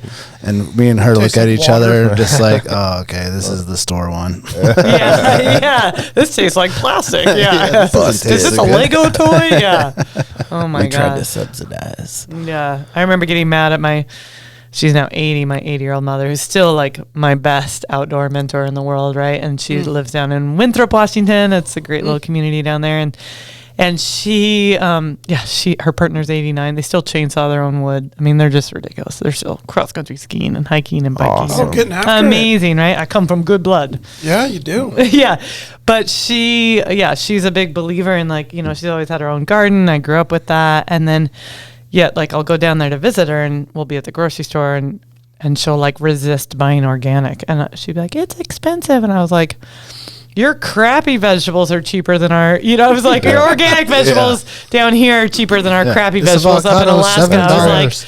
I was like, I will buy you organic food down here. I was like, you live in the Metro Valley. You have farmers everywhere that are putting their Yeah. organics in the stores. Yeah, probably as good as it And- gets there. And I was like, I was like, you're the one who taught me to eat local because you grew it yourself. I was like, you need to support these ranchers. She was like, okay, get off my back. I hate raising you. Yeah. They have all those great like food stands down there too. You know, it's just. I go to like the peach stand in Washington. I stand there and I'm like the girl who's got like 5 of them in my face. It's like peach juice running down the. I'm just like, really? This is fruit. This is fruit. It's so good. You know what they might need?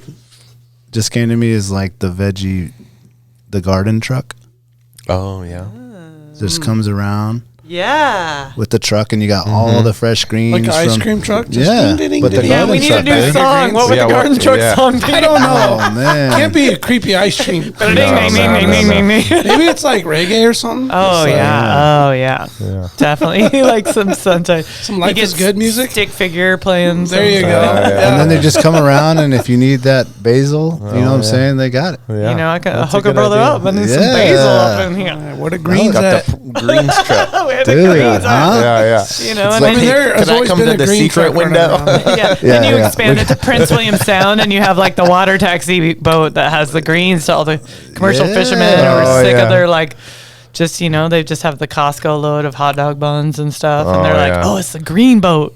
The green boat. Hook a brother up. I think they Yeah. prefer And there's some kale. I think they probably more prefer the beer boat. Yeah. Oh, you could do that too. You could have hot dogs, beer, and greens. And the other Yeah. greens. Kale.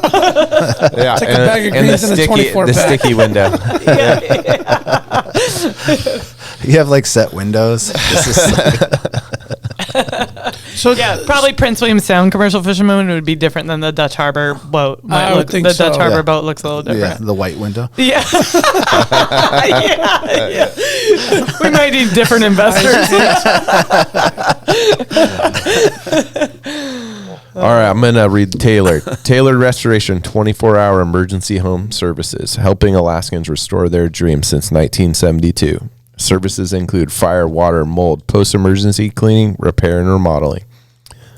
Tailored has an emergency response number of trained professionals available to help you at any time, day or night. Give them a call in Anchorage, Eagle River, Matsu, or Fairbanks, or hit them up at tailoredrestorationalaska.com. Serrano's, Mexico. Oh, No, you got something on that? No, I was just gonna say I need to call them because I've had so many bears in my cabin. They got some. They're damn good. Some restoration projects. Yeah. Do they got a bulldozer? I need a Start do-over. over. I was almost wondering They might have bear traps. Bear traps. Serrano's Mexican Grill since 2008. Serrano's is Anchorage's own new generation of old cocina. Their menu showcases the passion and love for their rich heritage and unique family recipes that have been passed down through generations. Serrano's goal is to embrace and display traditional flavors using the best ingredients.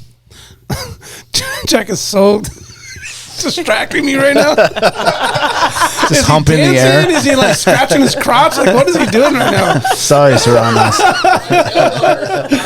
Oh, I'm saying it's low, but I That's feel him like because a- my lower back hurts too from last night's hockey game, dude. Oh my God! Well, you guys need to go to get a margarita at Serrano's, all right? Yeah. Serrano's goal is to embrace and display traditional flavors using the best ingredients that are available.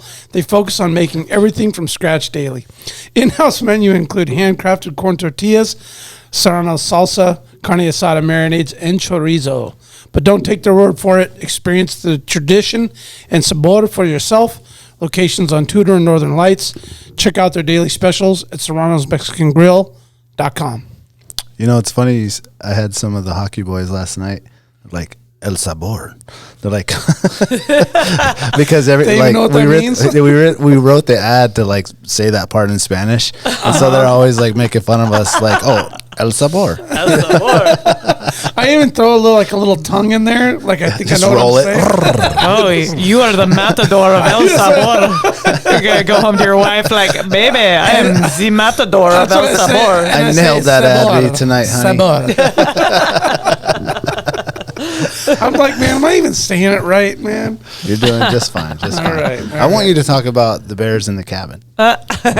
Before we started, And before we go there, does the cabin have a name? Does it have like an official name? I mean, I know you got a cabin in Tahoe.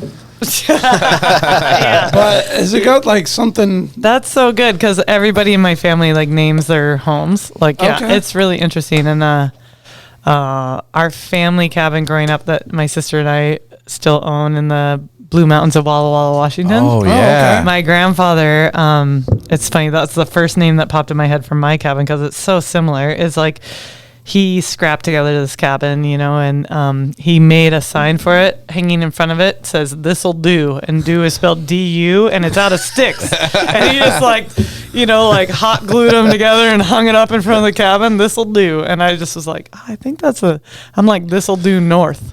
Oh yeah. I'm like the north extension. Yeah. All right. Yeah. So that's kind of the nickname for the place. I think so. Yeah. For sure. From what you told us before, I was It thinking should maybe be the something bear like den bear. or something. Yeah. But If Khaleesi is the mother of dragons, like who would be the mother of bears? I don't know. That's a good I need a Khaleesi, but dating's hard enough here in Alaska anyway. If I have a name like Khaleesi, I'm just screwed. I already intimidate the boys. I was like, I don't think I need any help. Oh, you're dating the mother of all dragons. Oh, that's fabulous. Good Can't luck wait to with meet her. that. I can't wait to The mother of grizzly bears. Does she have a sister? Exactly.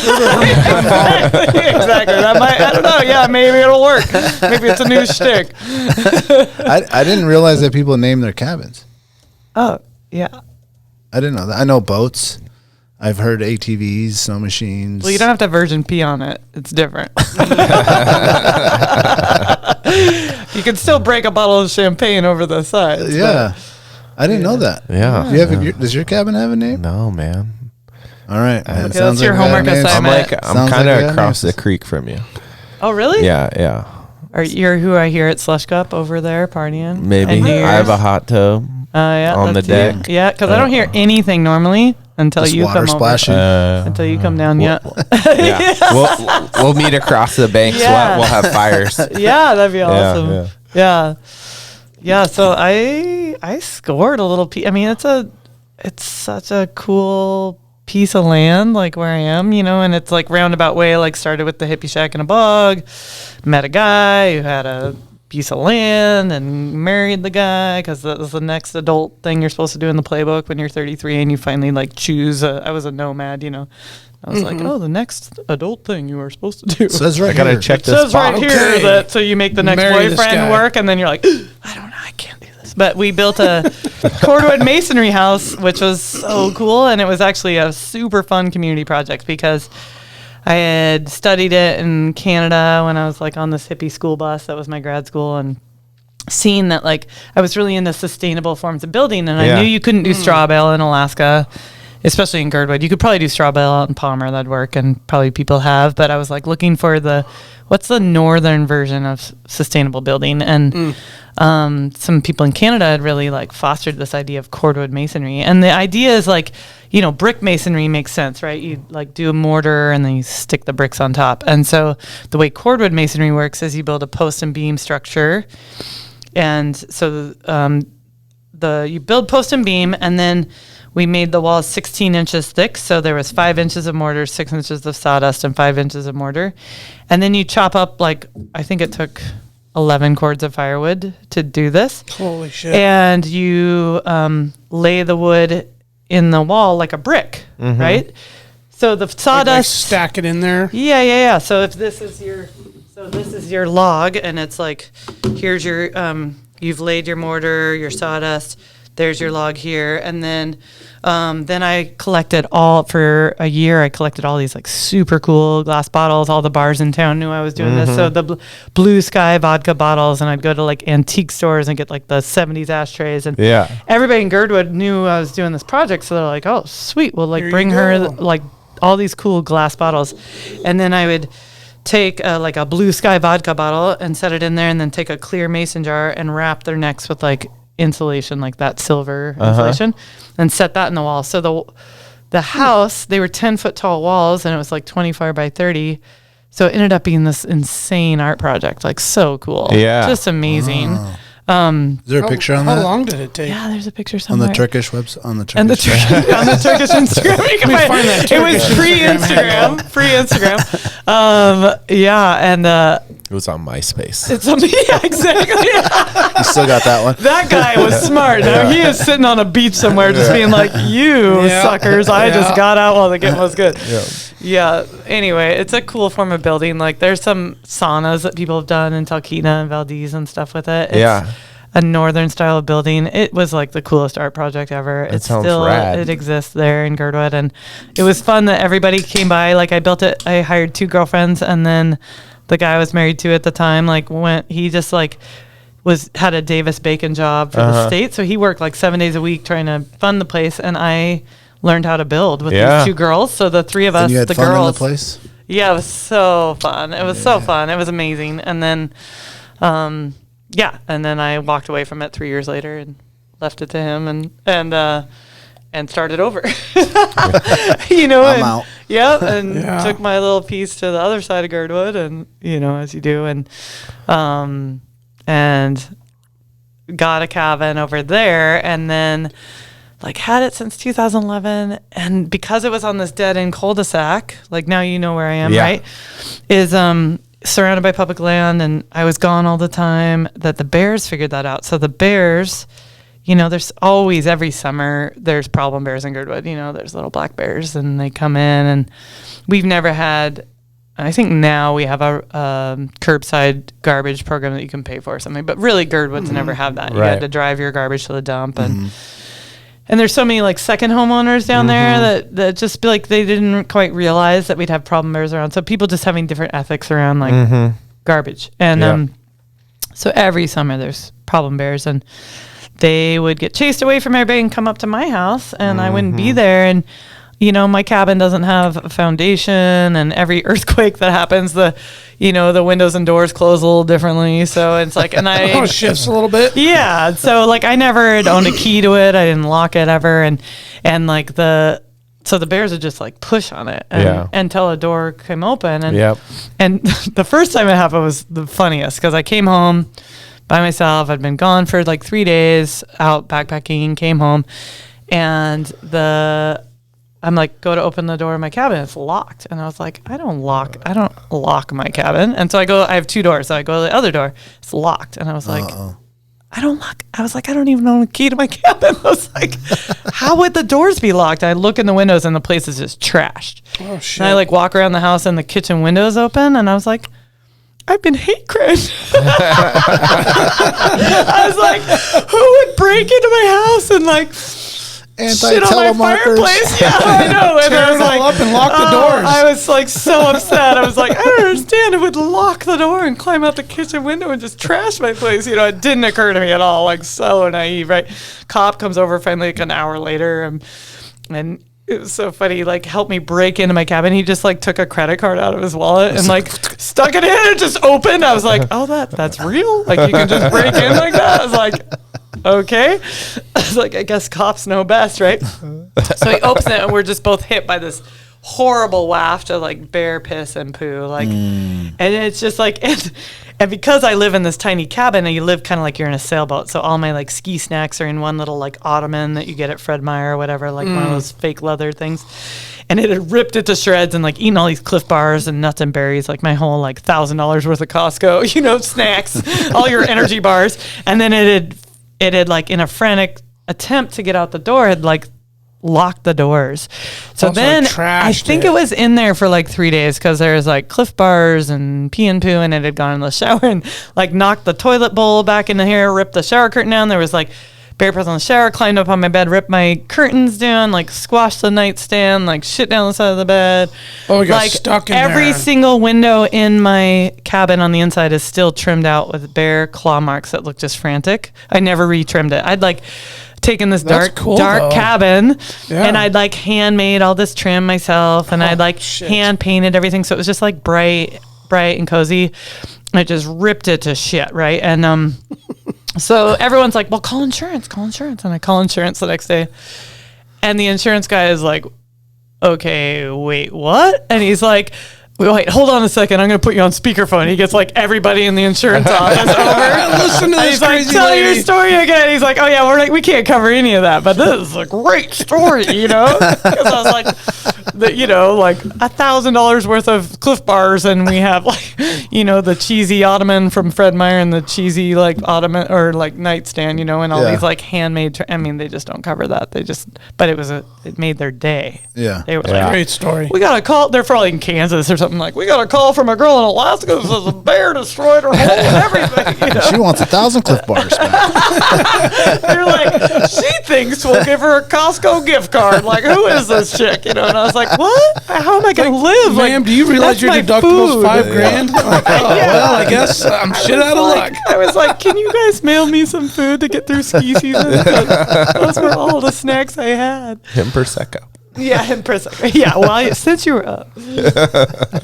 Real quick, I found the goddess of the bear. Oh, who's that? Otter Show. Otter Show. Otter Show. Otter Show? It's the way you roll your sabor. It's ARTIO, but it's pronounced Otter Show. What is that? ARTIO. I know, but what is it? It's the Greek goddess of the bear. Otter Show. Our show. Maybe my cabin is named Our Show. That's what when you started going into it, I was like, I looked it up, and I'm like, oh, okay. Awesome. Okay, the Our cabin show. will have. I'll have to break a bottle of Prosecco. Just saying. I think our show broke in there and got stuck. Yeah. Oh, definitely. Our show. Yeah, definitely. Our show will do. Yeah. Yeah. Our show, she'll what was it? It'll do. It'll do. This'll do. This'll do. That's it. Our show. This'll do. Our show. I like it. That's Thank good. you. That's good. Something to chew on. Yeah. So now you guys have the homework of naming your places and get back to me. Yeah. Ooh, Well, yeah. We need to do the Instagram story name my place. So remember to do that. Yes. Yeah. Okay. Okay. Yeah. Okay. We've had fun with these where we named. Is that how we named Jake's plane? Yeah. And On the then body Adam wash. Smoker. Adam Smoker Puff was Daddy. on there. Is it like your MTV version of Cribs? You guys are like, my place. Yeah. No. My place ain't gonna be on Cribs. I can tell you that. If you just want to see it messy, because I'm outside all the time. That kid I took backpacking that I told you about. Yeah. He did a Cribs edition of his tent that he'd brought. Like, he was Oh, so nice. cute. He Oh, had that he is had so bought all cool. his own gear, and we got up there and we went to Lost Lake, and he set up his own little Yeah. tent, and he even had his own stove. He wanted to do all the things. And then he had me video him for an edition of Cribs, and so it could like show like his crib up on Lost Lake. I was like, check it That's awesome. All those years of skiing and riding, do you have an injury story?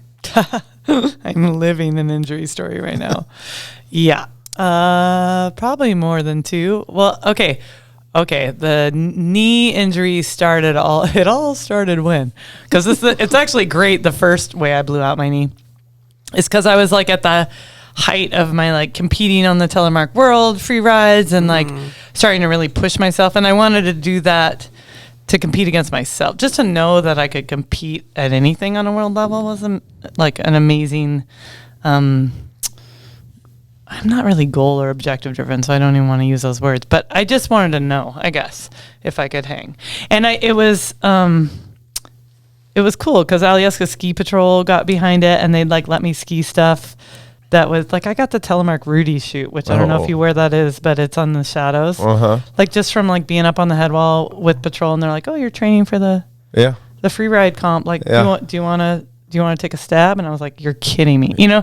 And then like off the prow and off the north face, like just stuff that like amazing. Again, right girl, right place. And I don't remember what the question was. Injury. Injury, the knee. right. So I'm at the height of that, like, right, just pushing it, feeling pretty cocky, like wanted to learn how to throw a Heli, like Heli? 360, a helicopter back in the day Ooh. before anybody was throwing like triple backflips when like doing a 360 was a big deal as a trick. I wanted to do it on Teles. That was my goal. So I worked all year at Alyeska to like try to do it, and I nailed it finally once, and I was like, mic drop, did the Heli great. So then there's like these people in Homer that they still do this festival. It's called the Mofo Fafo, and it's this backcountry ski festival, and that year they hadn't had any snow in Homer, so they wanted to do it on Turnigan Pass, and some friends told me about it, and I was like, what's this festival about? And they're like, oh, it's so fun. You come in costume. It's more about like, it's great because it really captures the whole essence of everything we've been talking about tonight. It's not like there's like 5 events. It's never who wins at each event. It's like, it's your whole persona that you bring to the team for the day. You know, it's like, so you show up in costume. It's like how you compete. Like, how are you at all these things? So the competitions are pretty funny. There's like a skin up, skin down. There's like a, bury the whiskey bottle with a beacon, and find that. And there's, there's all these things that are just like, fun backcountry. And everybody had like taken little kiddie sleds with like firewood and taken it up corn biscuit. And there was like quite the festival atmosphere. And I have a red flapper dress on and a full length fur coat. And I'm like, well, don't bring that shit in the paint because I'm coming here to be mofo queen of the universe, Artichoke, right? I'm coming for you. And Artichoke is here. And I was like, Artichoke. Hey, we're bilingual. Gotta roll the tongue. So it's like for every event you're drinking a little more liquid courage, some liquid talent spiced in there, a little liquid personality, and like so by the 4th event, which was like a huge kicker they'd built, I had a few liquid personalities and liquid talents and liquid courage, and I was like, well, I know how to do a Heli, and I'm in a red flapper dress. And they built this massive kicker. And the snow, it was spring skiing, and the snow had gone full isothermic, so which means that it had gone like... It was a brick. It was like that sloppy moo, I was at the top of the like run out for the kicker, and I hadn't gone yet, and I was like prepping my Heli, and my brain goes, as intuition does. Intuition, when you play back the rewind tapes in slow-mo, your intuition is like, don't do it. This is the type of snow people blow their knee out in. And I was like, yeah. Wrong. I'll show me. Like, hold my beer, watch this. And everyone's like, you're doing it, man. You're doing it. Yeah. And so I like send it, and I go for the Heli, and I land switch. And somehow I get away with it. I land. I like get away with it. I'm like, I was like, see, little voice in my head, like you thought I couldn't do this. I didn't. Fuck you. I didn't go 360, but these people didn't know I wasn't trying to land switch. Like, I was like, mic drop, and they're like, good. Oh well, shiny Brooke Edwards, please come up to go again or whatever, and you're like, I'll go again, and still little voice in the head goes, I told you this is the type of snow you blow your knee out at. And I'm like, have you seen my liquid talent? Like, I will do that. Did you see my red flapper dress? And there's like a photographer under the jump. And I was like, I'm going big spread eagle on this one. Like I had tights on, mind you. It wasn't like flashing the photographer. But so I go for it, and I go massive spread eagle, and I'm in Telemark skis, right? Which don't release. Man. And I land and one of my legs goes 3 feet into the snow and cements, and the rest of my body tries to make the turn out of the jump and goes 100 miles an hour that way in that direction. Pretzeled out. And it's just like pop, pop, pop, pop, pop, just like knee gone. And luckily, I have all these drunk woofers surrounding me at this festival. And they're like, I got you. And I get sober real quick. I'm like, no, back the truck up. Like, I was like, this hurts. You're going to take me over there. You're going to put ice on it. You're going to put me in a kiddie sled. They're building me this like overblown woofer scenario sled that's like 3 kiddie sleds with like pillows stacked on top. Like, like that, like you put drunk people on a project of like, get this girl out of the wilderness. And I was like, nope. Like, take it all down. But that was the only sled ride I ever took, was out of the wilderness in a red flapper dress. Oh, you were looking good. Out of corn. The rule number 1, son, is look good. Safety 3rd. And so I got the mofo, which they almost gave it to me anyway. I just want the record to show, like, almost. But Melanie Stiazny is hard to beat. She won it that year. I know that girl. She's a legend. If I'm gonna lose to anybody, I want to lose to that girl. She brought more fucking glitter. Huh? I know, right? She's just she brings more chutzpah to the table, right? And so I got sledded out of there, and the surgeon was like he like got an MRI, and he was like, I was like telling super hard. So I was like Helga, the thunder thigh goddess of Norway. Like my thighs were so strong. And the surgeon's like, are you sure you're not in the mafia? Because it looks like he's like, your femur is so bruised. It looks like somebody like took a baseball bat to your leg, you know, and he's like, but I can't believe how strong your legs are. He's like, it actually shared the brunt. So you partially tore absolutely everything in your knee. He's like, but it's all partially torn. I'd fully blown my MCL, but the MCL is the only one that you can naturally heal. That you can naturally heal. Yeah. And so the rest of it was just partial tears? Like my quadricep tendon, my ACL, everything was partial tears. And he's like, you know, a lot of people live with this. Like, you're super strong. You can do this. And so that was 10, 11 years ago now. And so then I just was like, okay, well, I'm going to just train. I'm not going to have surgery. So I just train. I stayed off it forever. Let the MCL just totally heal, because that's the only way you can do that one. And you have to like watch your like movements, right? You have to have that like locked in a certain degree of motion. How did a gal so active as you actually do that? I think staying still for any of us, like staying still just looks a lot different. Because I was skiing the next year. I was like, oh, I'll just ski less hard. I'll just go to chair 3. I was going to go slower. Yeah. I won't hawk my gnar. Yeah. No Helis, right? And just going to do a little physical therapy. Don't worry about Was that your last Heli? Yeah, exactly. Yeah, I don't leave the ground now. I've never seen a telemarker try a trick. Down. So me either. I love that there's a name for it. Oh, there's lots of telliers that can sin big. There's a girl in Talkeetna, Alaska right now, Allegheny Twig. Shout out. Allegheny Twig. Allegheny Twig. Her dad was a real name. Yeah, her dad was a mountain guide on Denali, and he was killed. And this girl's the super badass, and she came up to me at 16 years old and she's like, I'm gonna throw a back flip on my tellies. And I was like, I think you are. Like, she will. Like, she rips, you know. I'm like, okay. Like, she probably already has at this point, you know. So people do it. But so then fast forward to last year, November, I'm like, I like to volunteer for the Forest Service with their Avalanche forecasters. It's a great way to keep my continuing education going. Is like, and there was a while there where all the forecasters were all my best friends. It was like Heather Thim and Olive Johnson Bloom and Wendy Wagner. I was like, I get to go out with these amazing team of women and learn from. I mean, they're just like super knowledgeable. And Wendy's great. She was supposed to come on. Oh, she's amazing, right? Yeah. So, and they're all like have incredible careers, and so for me, like, again, in the mentorship thing, I was like, these were good girlfriends that I could learn from, if you just, because they always need a field partner, right? So I would just volunteer, go out with them in the field, and then, you know, you dig pits and you get to hear their interpretation of it. So for me, it was like just adding to the library of snow knowledge in my brain.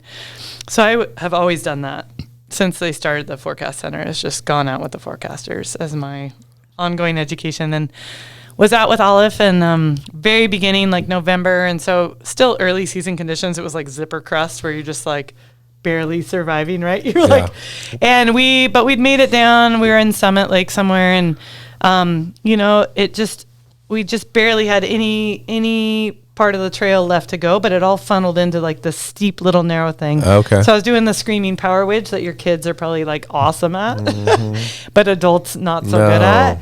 And I heard this pop, like, and I just collapsed.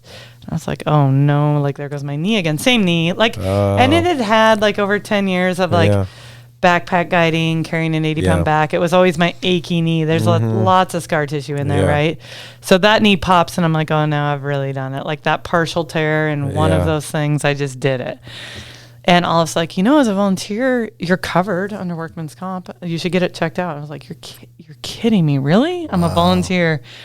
And I never would have got, you know, like, I'm a dirtbag guy. Like, you just can't afford to go get a $2,000 MRI, you know, when your deductible is $6,000. And so that the Forest Service, like, filed a workman's comp for me was the best gift I could have ever been given, right? So I go get it checked out, and they're like, yeah, you blew your lateral meniscus. You, like, tore your lateral meniscus. But same thing, the surgeon was like, well, you're really strong.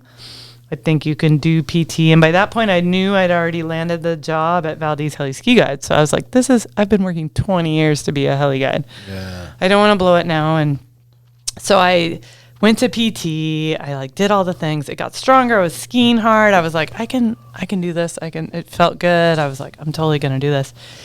And then went to Valdez and just got so humbled in that, like, I think I expected, after all the work I'd done to get there, I expected it to be easier to get in the front seat of that heli. And I just got my ass handed to me. I totally did. Like, there's no other way to say it, is like the decision making that has to happen in 10 seconds of a helicopter like picking you up to the point where you're getting dropped off, and you have to decide where it's going to land, where it's going to pick up, what the avalanche conditions are of the day, of that particular slope, at that elevation, of that aspect, who's with you, what are their ski abilities.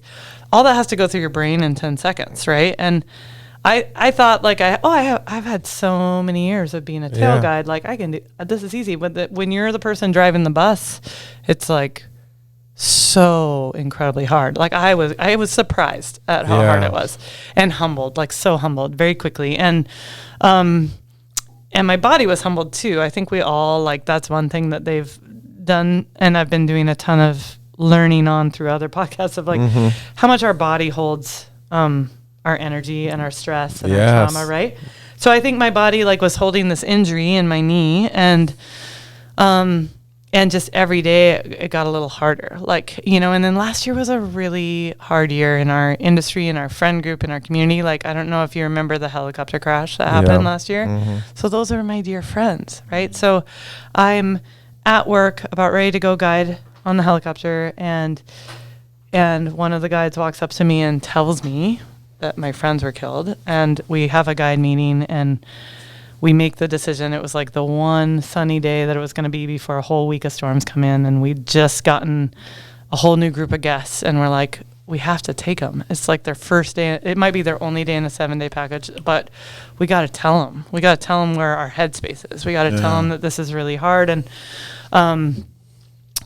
I was just like devastated. I mean, I was such a mess, and I was like, how am I gonna, like, it's hard enough for me to put on the Wonder Woman bracelets and get in that helicopter every day, and now my friends were just killed in the helicopter doing the exact same job, and I got to put on the Wonder Woman bracelets in like 30 seconds and get in there, and had just met my people for the week that I was gonna have, and but we decided as a team, let's go out there and let's ski flat. Let's just go ski, like, let's just take them out, show them the beauty, take pictures. Like, let's not take anybody to any consequential terrain. Let's just tell them, let's be honest, and let's just tell them that we're all like mentally pretty destroyed, and then but let's show them a good day, as we know how to do. And because Alaska's Alaska, right? You can just like land a helicopter and fly away, and you get the like awe and beauty of the mountains, right? So I go out to this group of clients that I have, and I swear to goodness, like I swear, like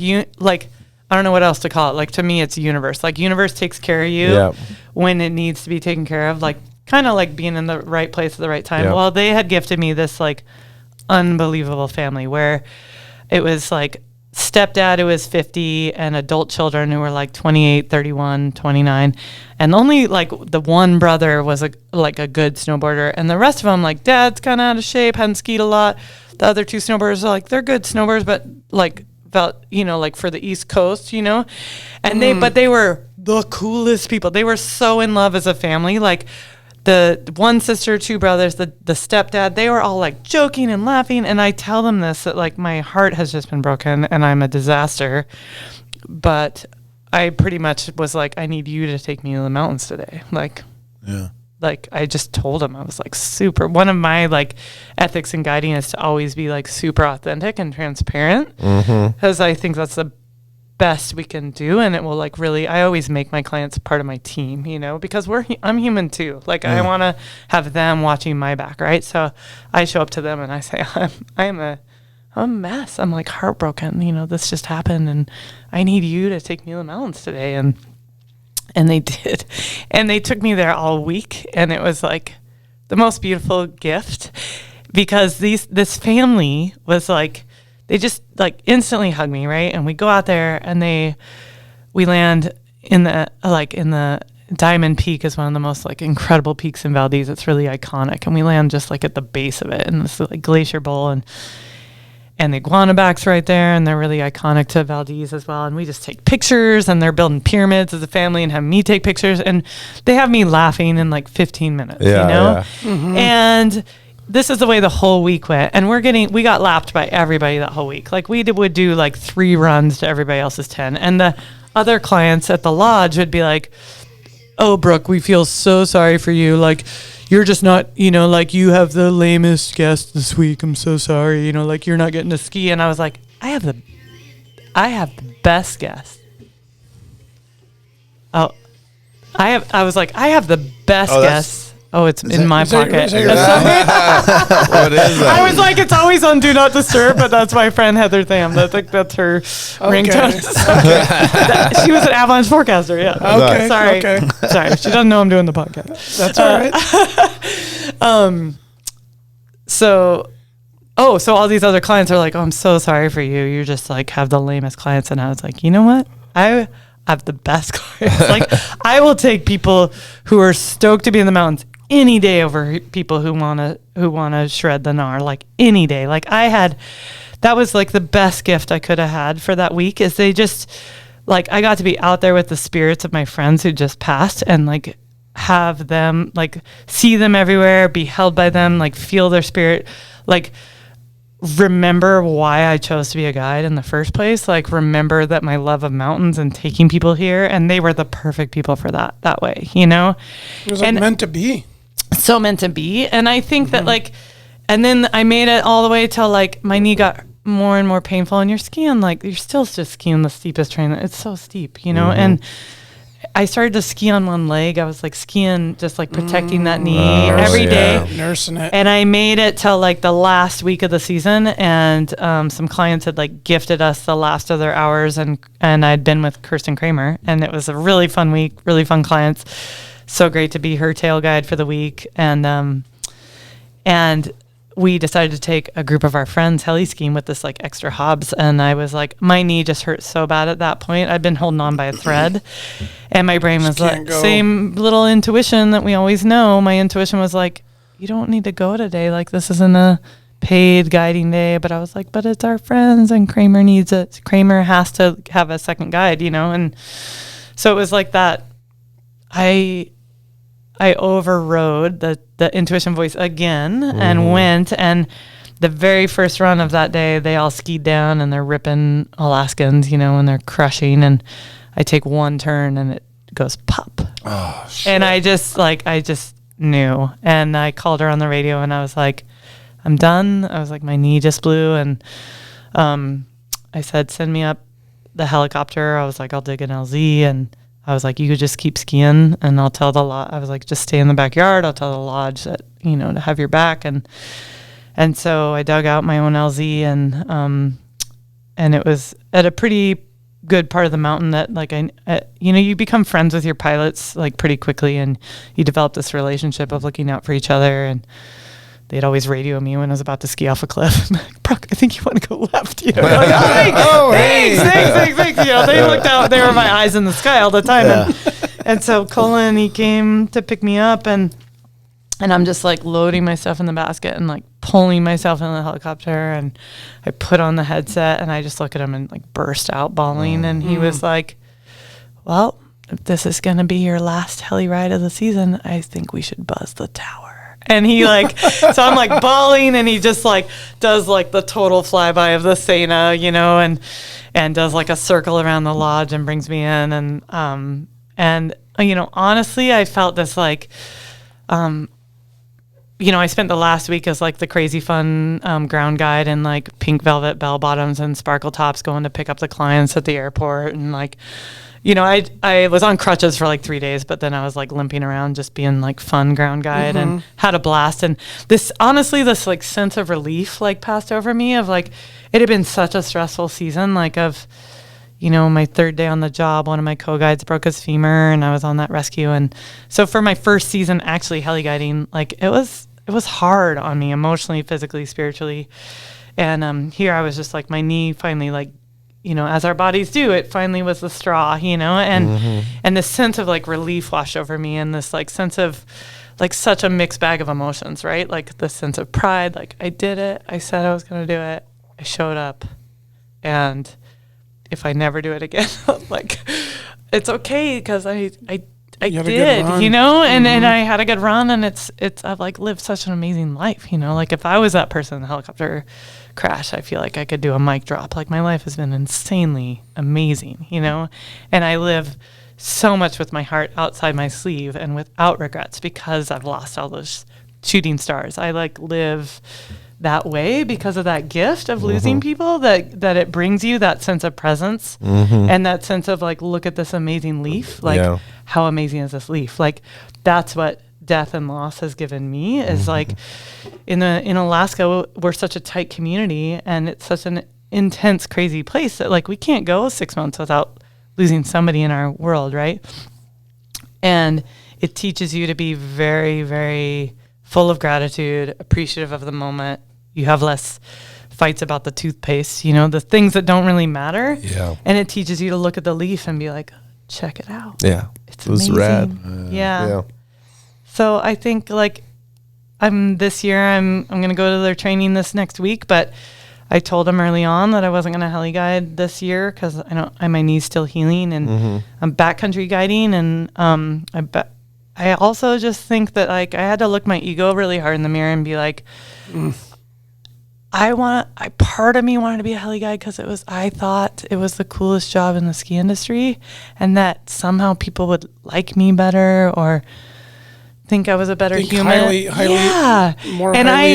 Took me so much to look myself in the mirror and admit that piece, to be like, oh my God, my ego wanted this. And maybe it's my personality. This isn't where my gifts lie. Like maybe I'm better at a backcountry guide because I can be that mentor and educator and communicator on the way up, and I have more time and my brain works better in those decision makings.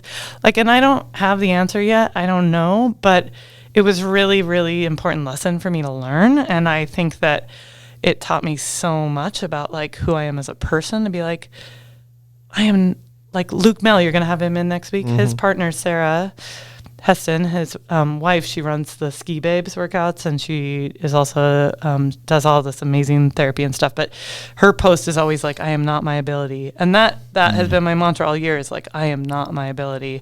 I am not my profession. Like, I can be like just me, you know, and me is going to be a unique and different animal than anybody else on the planet. And like, I'm finally old enough to like step into that and be proud of that. And own it. And own it and walk in the room like I got a place at the table. Hell yeah. And let's look at the leaf. Yeah. Yeah. You're a rock star. I love that. A glittery rock star, I'm telling you. Thank you. Cheers, boys. Cheers. Yeah. Hell yeah. Yeah. Well said. Yeah. And I think too, it's like part of the evolution of your career. You know, like you can't run at the level that you used to forever. Right. Even though like your heart is there, your abilities are still there, I'm sure. But sometimes you have to like back up and look at this thing and be like, well, what are my priorities here? Like, you know, you got to check your ego at the door. Right. And figure out like what is best for me now, what's best for the clients, what, like you said, your gifts, like what way can I best provide my gift to the client moving forward? And the heli skiing this year might not be it. Yeah, and I think maybe it is life coaching or starting a social media ethics program. And I mean, you know, it's like, I mean, it's just always changing. It is. It's evolving. We're constantly evolving. Always evolving. And when you can kind of check yourself at the door, you can kind of bring clarity to your decisions. Yeah. And I think it's really important, you know, and I think that's what the letter I would write to every 22-year-old. You know, I think that I would tell everybody, like, or the younger kids, you know, just growing up is like, it's okay to be you. Like, you don't have to be like anybody else on the planet. Like, they broke the mold when they made you, and you deserve to be here because you might not even know what gifts you bring to the planet yet, but you have something absolutely special that nobody else has. And be proud of that. Be stoked about it. Like, bring it with fuego and walk in the room with it, you know? And I think that, like, losing my Instagram to Turkish hackers was probably another little, like, ego shift, you know? Because it's like, who cares how many followers you have? Who cares how many likes, you know? Like, I was trying to justify it as like, well, that's where like, you know, I have these like, I'm an ambassador for all these companies so that I can afford to be a guide and but I'm like, you know what? It's ego again. It's like, does it really matter? Like, no. Yeah. What got you there? Yeah, what got me where? Well, I mean, that's what I'm saying. What got you there? It wasn't Instagram. Yeah. Yeah. Right? It was you. Yeah. You got you there. Yeah, exactly. You know, like your personality, your persona, your swagger, your everything you bring to this industry and this life and Lots of glitter. lots of glitter. Don't forget that. Lots of glitter and I have stock in unicorn snot. If you guys, Bitcoin is out. Unicorn snot is in. Is that what we need to get in on before it blows up? Yeah. Oh, it's going big, boys. It's hard to carry around. It's a pocket full of goo. I got Shake some in hands. my pocket. I'll glitter you up afterwards. You should leave some here. Just leave a little Don't bit of tempt your. me. Just a little dust before you Yeah, I walk will. out, Just- would you? What's the word? Tell me the word again. The bear word. Otter show. Arsha. Our show was It's here. like A. It's pronounced You should do something with A. that. I think I will for sure. Otter show. Otter show. Otter show. It's a I'm gonna need- AAR show. So it's like the A show. drags Otter show. I'm gonna have to have you walk into every room before me and be like, I present you. Otter show. I then don't you have to gotta say my own growl. name. People looking at the beer in their hand like, what the fuck? I was like, I gotta bring this guy. I was like, I can't. He introduces me everywhere. Follows me He's not a around. bodyguard so much. He's just more like he's Like an a Bruce MC. Buffer. Are you ready? He's my personal MC. Oh my god, that would be so crazy. I'm curious on your opinion on Olympic skiing. Because it seems to me like relevant. I just actually I feel really disconnected to the Olympics. I used to really be into the Olympics and watch it all the time, and now without cable, it's not like the main thing. There's all these other things that I'm into. I mean, I don't really watch TV at all. But last night before our hockey game, I was like, oh, and I just noticed that there was some skiing going on, and I was like, oh, let me just see. I haven't watched 1 second of the Olympics, and it just seems so. I don't know if fabricated is the right word, but it seems so rigid and like you have to do this exact thing to get this exact score. Yeah. And I'm curious on if there is like an Olympics, like, or a way for the Olympics to make like a Olympics of the backcountry where it's more like a freestyle, like Mofo fafo. and just, I mean, just your opinion on that. Yeah. Like, do you watch the Olympics? Or are you in tune with these people, or is that just a whole different world? So funny that you said that because I just got a text from somebody the other day that was like, "Oh, looks like Winthrop's got a horse in the race," because Winthrop's where my mom's from right now, Okay, you know, okay. in Washington. And I was like, "What are you talking about? Like horse in the race?" Like I didn't even know the Winter Olympics were going on right now, you know. And she's like, "Oh, there's a Nordic exactly skier like from," and you said. and it was funny. The Summer Olympics, I was doing PT, and I was at, and so I don't own a TV. I haven't since I left my parents' house at 18. Like, and so, the times I've watched the Olympics, because I kind of love them. Like as growing up as a team athlete, like I played all the traditional sports. I was like basketball and volleyball and tennis and so grew up kind of like, you know, where you cry at the Olympics kind of thing. And this summer, you know, I was doing PT and I'd see the Olympics and I was like, this is the most I've ever watched the Olympics. I'd go to PT and like it'd be on and I'd be like, oh my God, this is so fun to watch the Olympics. And the last time the Winter Olympics happened, I was ski guiding in Japan, and it was cool to be in a different country because we have such an American, like, you just think that Americans win every medal in every sport. Medal count. Americans it's so are up. funny. I was Yeah. like, I realized it was the first time I've ever watched the Olympics in a different country, and I was like, God, the Japanese are freaking amazing at all these things, you know. And I was like watching the Japanese like park skiers just crush, and it was so fun to watch it through the lens of a different country, right? Yeah, not the USA flex going on the whole time. And then, you know, I remember like getting all up in arms when I was like big in my telly days of being like, Telemark is the origin of skiing, and they've never had, and there was even a like, there's a World Cup, there's a U.S. Telemark team, there's a World Cup racing circuit for Telemark. It's not like Telemark didn't have, and it was a cool type of race. Like they had to do a jump in the middle and they have to land in a certain tele stance. I mean, it's like they had to do a little like crazy roundabout at the bottom and then like go up. I mean, it's like it's like absolutely interesting to watch. Super and technical. They never got in the Olympics. And I'm like, there is the weirdest sports getting in the Olympics right now. Curling. And Telemark here, this is the way skiing started. Like, this is how people got around. origin, yeah. This is the way people still get around in Mongolia and Siberia. And so it's super OG. And I'm like, it's not like they didn't petition. They tried, but it's kind of like that.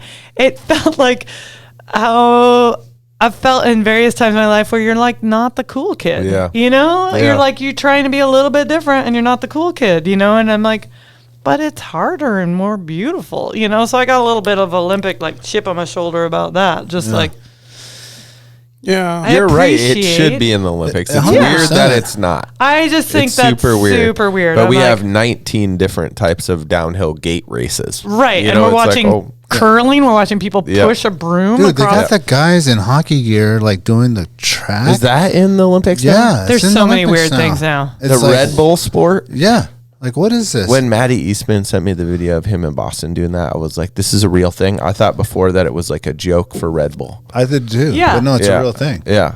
It's I don't know what it's a called. competition in the Olympics.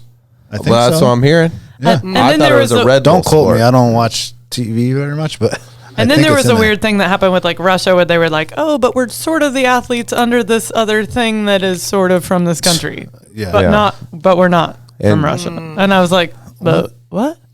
And so it's just like, I think that I have deep, mad respect for people who have worked their lives to like get to that level. Cause it's kind of, again, like what I tried to do with like, I just wanted to know, right? Yeah, What the telemark, it's such a smaller scale, Just tiny won't comparatively. But, and we have, in Alaska, we have some like epic Olympians. It's pretty cool, Yeah. you know? We do. And so that's like it's like you feel proud. I remember when the girl from Seward this Yeah, summer. yeah. Lydia Lace. Oh my gosh. Lydia Lace? Lydia. I know Lydia. Lydia Jacoby. Jacoby. Oh, Jacoby. Lydia Lace. Jacoby. Yeah, that's like a Lydia porn Lace star. is stripper name. Lydia Jacoby, do not grow up to be a stripper. Yeah, sorry, Lydia. I've actually been trying to get. That's not what we meant. Yeah, I've been trying to get her on the podcast. Don't let this. I didn't Stop mean it, you. I promise. Yeah, we'll cut it out. But her story. Call Gomez. Let's go Scott Gomez on this one. Cut that shit out. We did have Olympian. Scott Gomez was on. He was Yeah, on. yeah, he Yeah, was sure. Olympian. Yeah. Yeah. But Lydia Jacoby, her story, like I cried like every time they even like said her name, It just as this like, it's funny. It's like how I think it goes back, like I was a sociologist in college. So this is like, bear with me for a second, but it goes back to tribal days. Like when we were, Canada the Clave Bear stuff is like, My favorite book. yeah. So like, guys, this is also why men can't multitask because men are out there like saber-tooth tiger, saber-tooth tiger, saber-tooth tiger. They got to focus on one thing, right? And the women are back there like, grandma's sick and we got to tan the hides and I got to hold the babies and there's berries to pick and dinner's got to be on. So they're like multitasking, right? And then the men got to go to war and there's like they like paint each other's faces and they go out and they go to war and like somebody wins and somebody doesn't. And then that's what you have. Now you have modern day shopping and then team Couponing. sports. So it's like now guys watch football games. They're like, yeah. And it's like, I mean, You live in Alaska. I'm a bigger football fan than most guys, but it's like we have this need to be on a part of a team to like have whether it's warfare or to be a sense of belonging. Human nature. It's Sense of human nature, community. Yeah. right? Yeah. So whether it's your team you're rooting for, it's like we want belonging, we want attachment. And so the Olympics like bring that out in us. It's like, I don't know, Lydia, but I was like crying because I was like, she's from Seward. I know, I've been to Seward. Yeah. And, it's like Yeah. maybe You feel like you're part of it by default. yeah. And you know how hard that Alaskan parent worked with the kid. Yeah. Like the kid busted her ass, but the Yeah. parent also, they lived in Seward. Full commitment. I mean, for did them you to hear their swim- story? They were like, you're going to grow up on a boat, so you better learn to swim. And she was like, okay. Well, I guess I will. There you go. I'll take it and go get a gold medal. Yeah. So. Now Also you're mom and faster dad. than all the SEALs, so now we have to go race the best kids down in California. Right. Exactly. I was thinking that too. I was like, where did she get an Olympic coach? And, I mean, for any of our Alaskan stories, it's just awesome. I mean, they have the resilience, like just from growing up in AK. But yeah, I think team sports gives us that sense of belonging, attachment, and camaraderie and community that we're all craving. Like we wanna be a part of something. Well, especially Alaskans. Yeah. Like Alaskans love to support Alaskan things. Well, think about it. A lot of us aren't like, we didn't grow up here. Maybe our parents and our sisters and our brothers are down in the lower 48.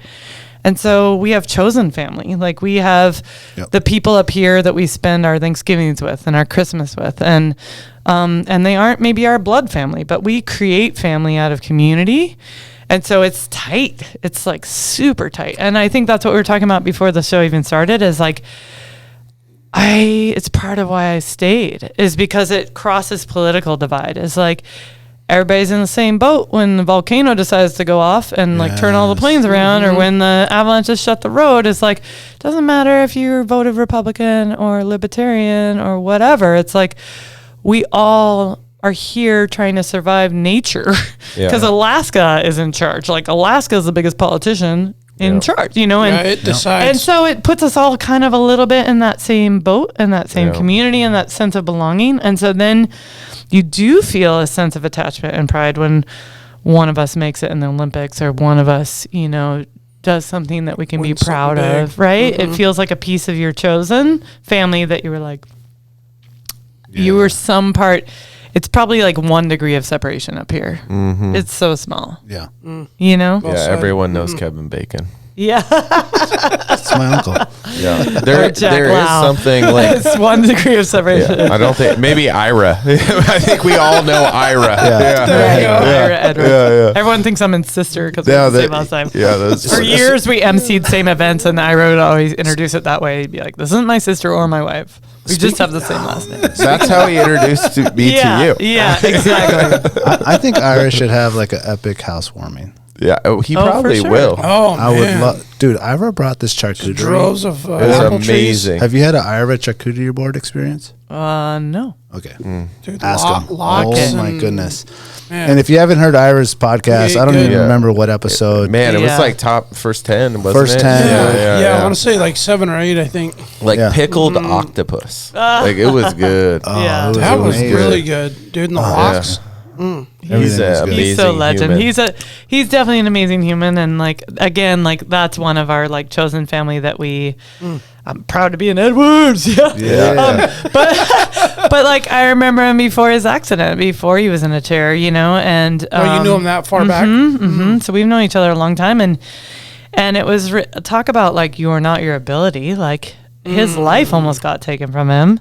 His whole identity as a skier, like. He was a Rossignol rep and ambassador and just like crushing it. Still is. Yeah, exactly. That's what I mean. Is like he didn't let the fact that a tree smushed him down and put him in a wheelchair stop his No, passion for He life. elevated to another level. Elevated, yeah. Yeah. We always have a choice. Like, and I remember like one of the ski jobs I did was work at Challenge Alaska. And I think that was like, you want to like get clear about your own ego and your own life. Go volunteer at Challenge Alaska. Like, I think it just put me in check so hard because I met people who were just fierce in like stepping up to the plate and fierce in their own sense of belonging, no matter what cards they'd been dealt by the universe. They didn't choose to play that card of like, I've been a victim of this or that or the other thing. They were like, well, I'm going to find joy because that's as humans what we want to do. And I'm going to find passion.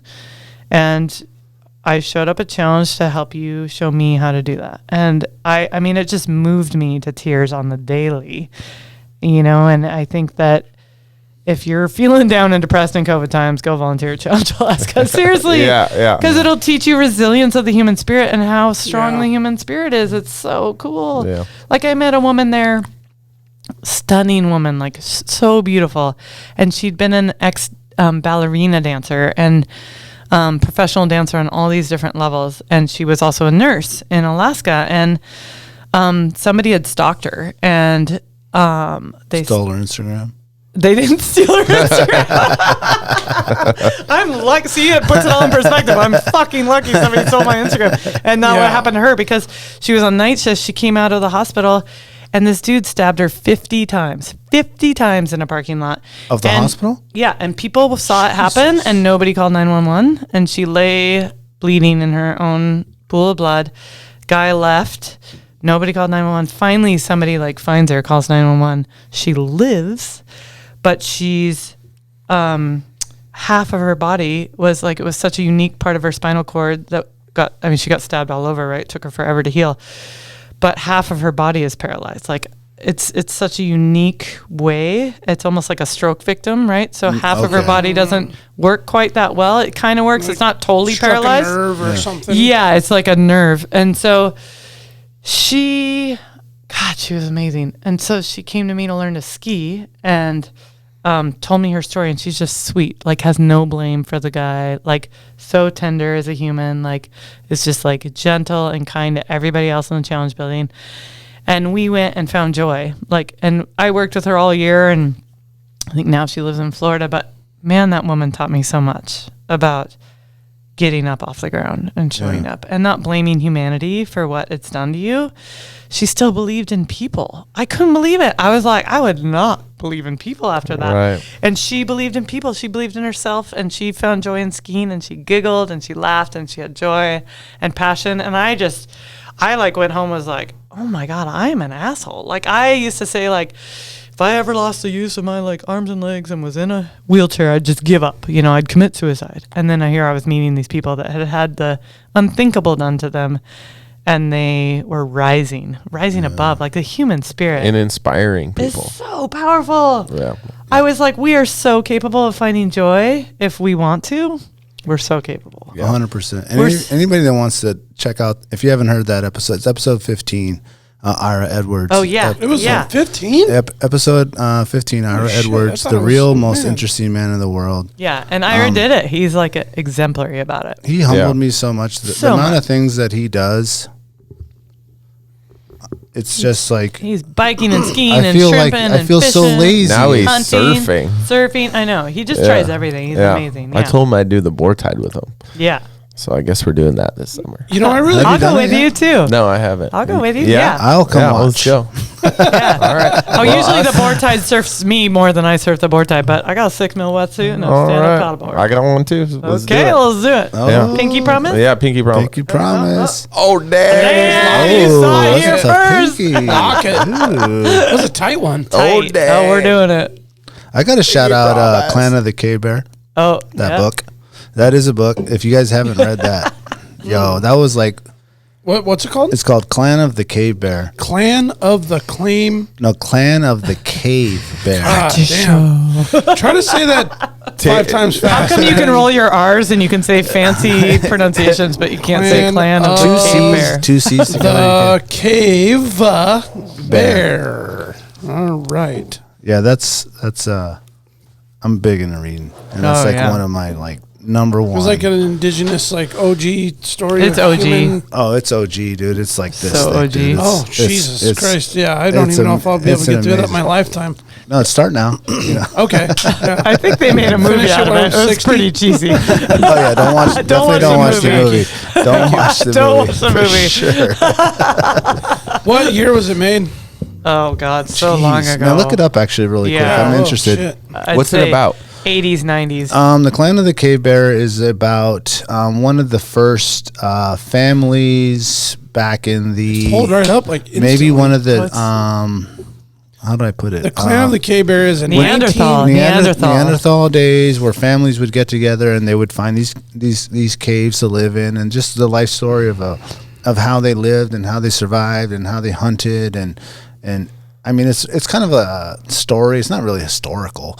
No. It's but- it's Historical fiction. fiction. Yeah, historical fiction. Okay. Yeah, but it's really really really really really really good. Yeah, I'll put it on my. it's got some negativity surrounding it. Yeah. Why was the Klan? Why was it banned? Is it racist? Is it historically Well, everything's accurate? racist. Jeez. It's Is it not historically appropriate? accurate. everything was racist in Neanderthal times. Yeah. Everything was, no it's shit. very sexist. I mean, the dude used to like come up to the woman and he'd go, and then she had to like Grab get her by down the and- hair and drag her around. Yeah, and then she had to Yeah. go doggy style. I mean, it was like, but it's cave Well, people. it's the way it was. I mean, it's history. It's history. It is. It's like this. Don't let's do not- that to a woman at a bar now. Not say that it's the right thing that should have happened, but this is what happened. You know.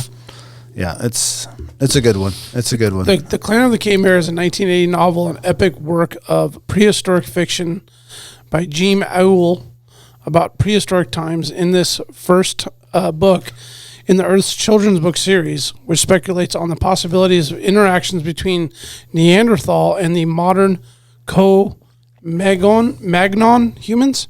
So is that like the transition? Yep. Oh, weird. Okay. Well, I want to check it out. You should get the audio book. Throw it on. I love audiobooks now. Yeah. It's so awesome. I can't get to it. I've seen. I've seen bits and pieces of this movie. I kind of want to like get into audiobook reading, like be the Yeah. audio guy, Oh, that'd Well, be dope. like read the books. Oh, you should. You have a great Yeah. voice. Oh, thank you. That'd be amazing. You could I do just- it in Spanish too, Yeah, en español. but make them separate books. Don't say like mi ama. You could do Pablo Neruda poetry. That'd be great. Well, there's all these great books that I've read, and maybe not do the whole book, but just do like a section or a story of the book where I just like read it so that people can. And I get this from my grandma. Used to growing up. I didn't speak English. We're from Colombia. My family we didn't speak English. And my grandma, who was living in Colombia and then New York, and she would send every year a tape. An actual tape of her saying all these stories in Spanish, and I still have like 4 or 5 of the tapes. Oh my gosh, that's amazing. And just I would play them for my kids, and she would just send literally a 2-sided tape of her just saying fables and stories and all this stuff You in should Spanish. put that together as a book That's and then do an awesome. audible book. I mean, that's amazing. What a That gift. actually is a good idea. I And think she's you still should- alive, 98. Oh my I God, wanna that's say. incredible. Yeah, beautiful, beautiful, beautiful woman. Yeah. I mean, now with the technology, you could have that recorded and have a book. And how powerful would that be, and just be so cool. Yeah, that's a good idea. I like it. I love it.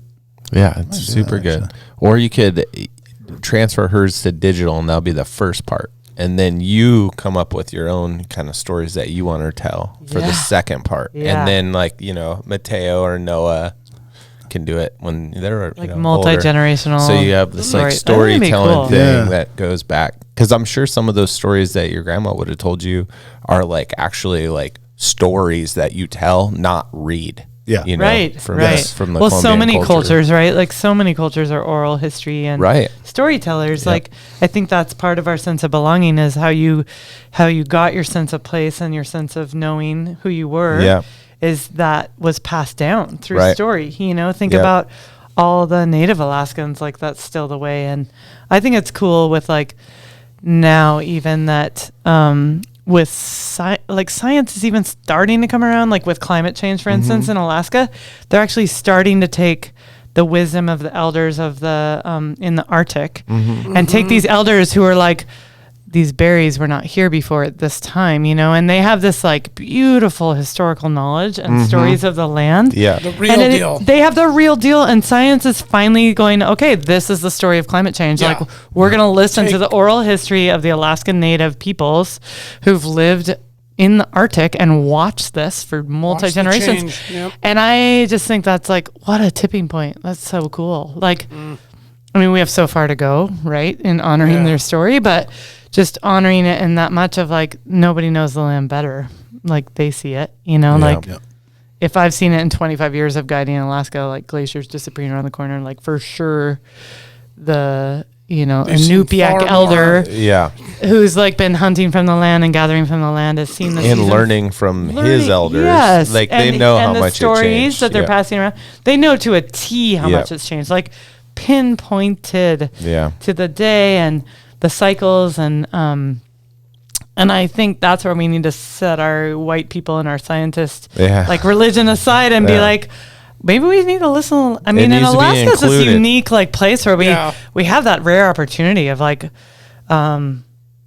actually like we're listening to the native wisdom. We got a lot of like powerful native wisdom alive and real in this land here that is still, that's why I like the Alaska Native Heritage Center in Anchorage. It's not a museum of like, oh, these people were amazing, and then we came in and put them all on a reservation. It's these people are still incredible. They're still here. It's a living, breathing cultural center with people representing all the different communities in Alaska, and you get to go talk to young people from the different tribes and learn about the cultures and how their way of life has incorporated like modern day and ancient ways and stories from the old and how they're incorporating and weaving and adapting, and talk about resilience. Like when we talk about injury and getting through things, like, gosh, the native people of Alaska, like native people everywhere, right? But that getting through the resilience of having all this thrown at them, and then preserving your culture, preserving your way of life, preserving your way of being. I think with podcasting, it gives that avenue to let that story live on. And just a quick shout out, I want to give a shout out to Alice Banks with Coffee and Quack.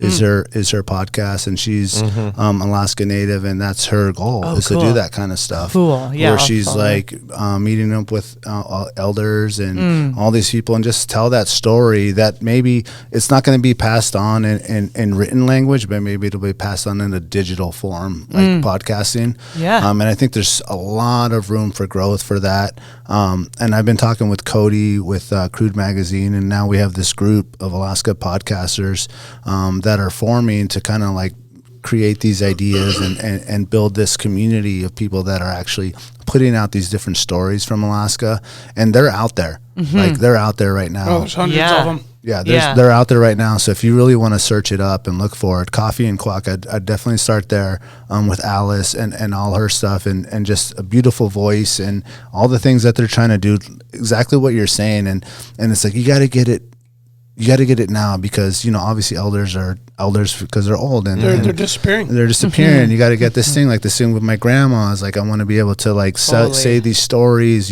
from my kids and my kids' generations. It's just a beautiful, it might be my history nerdism thing that I'm going through. I think it's important. It's part of that sense of belonging. Like your kids need to know their culture behind who they are. Well, there's a sense of urgency to capture the greatness of generations before us. Oh, for sure. Because we are on the like paradigm shift of what I believe are great generational human beings, Americans, Alaskans, where we were raised by parents that were raised by parents that kind of were on the forefront of what everything we now enjoy was made up of. And I can only imagine how that translates into the native cultures and what they experienced and grew up, and their evolution to now, like the good old days. Like we still have a little tiny piece of still getting to talk to people about the good old days. Right? Yeah, we could still capture it. It's like at the last hour. Like I always say, like, like World War II veterans are like, they're disappearing every day. They pass, and, like they were just like kind of off the cusp, but they were celebrating World War II vets in Pearl Harbor here not too long ago. And I was like, holy shit, man. Like that generation is like the last generation of like great Americans of like what this country's built from. And that's my point, is like there's still like a little piece of that left, and you have to get it now. Yeah. Like if you want to talk to an elder about something, like they're old now. Like they're in their 80s. They're in their late 80s.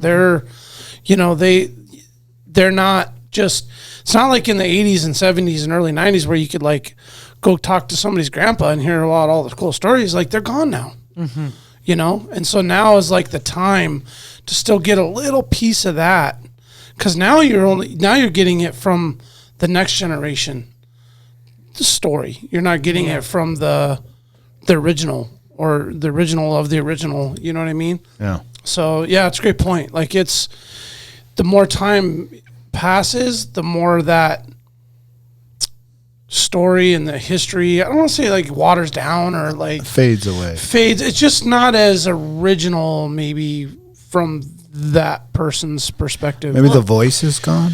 Yeah, you guys get what I'm saying? Yeah, Like it's totally. fading away. You're you know? totally And right. yeah, like You're it's totally like right. we are People barely hanging leave. on to this thread of what that really great stuff used to be. You know, I think it's probably specific to each area, Okay, right? good point, And each yeah. like family, you know. But you're right. Like people leave. Modern technology comes in. We have iPhones. We're distracted.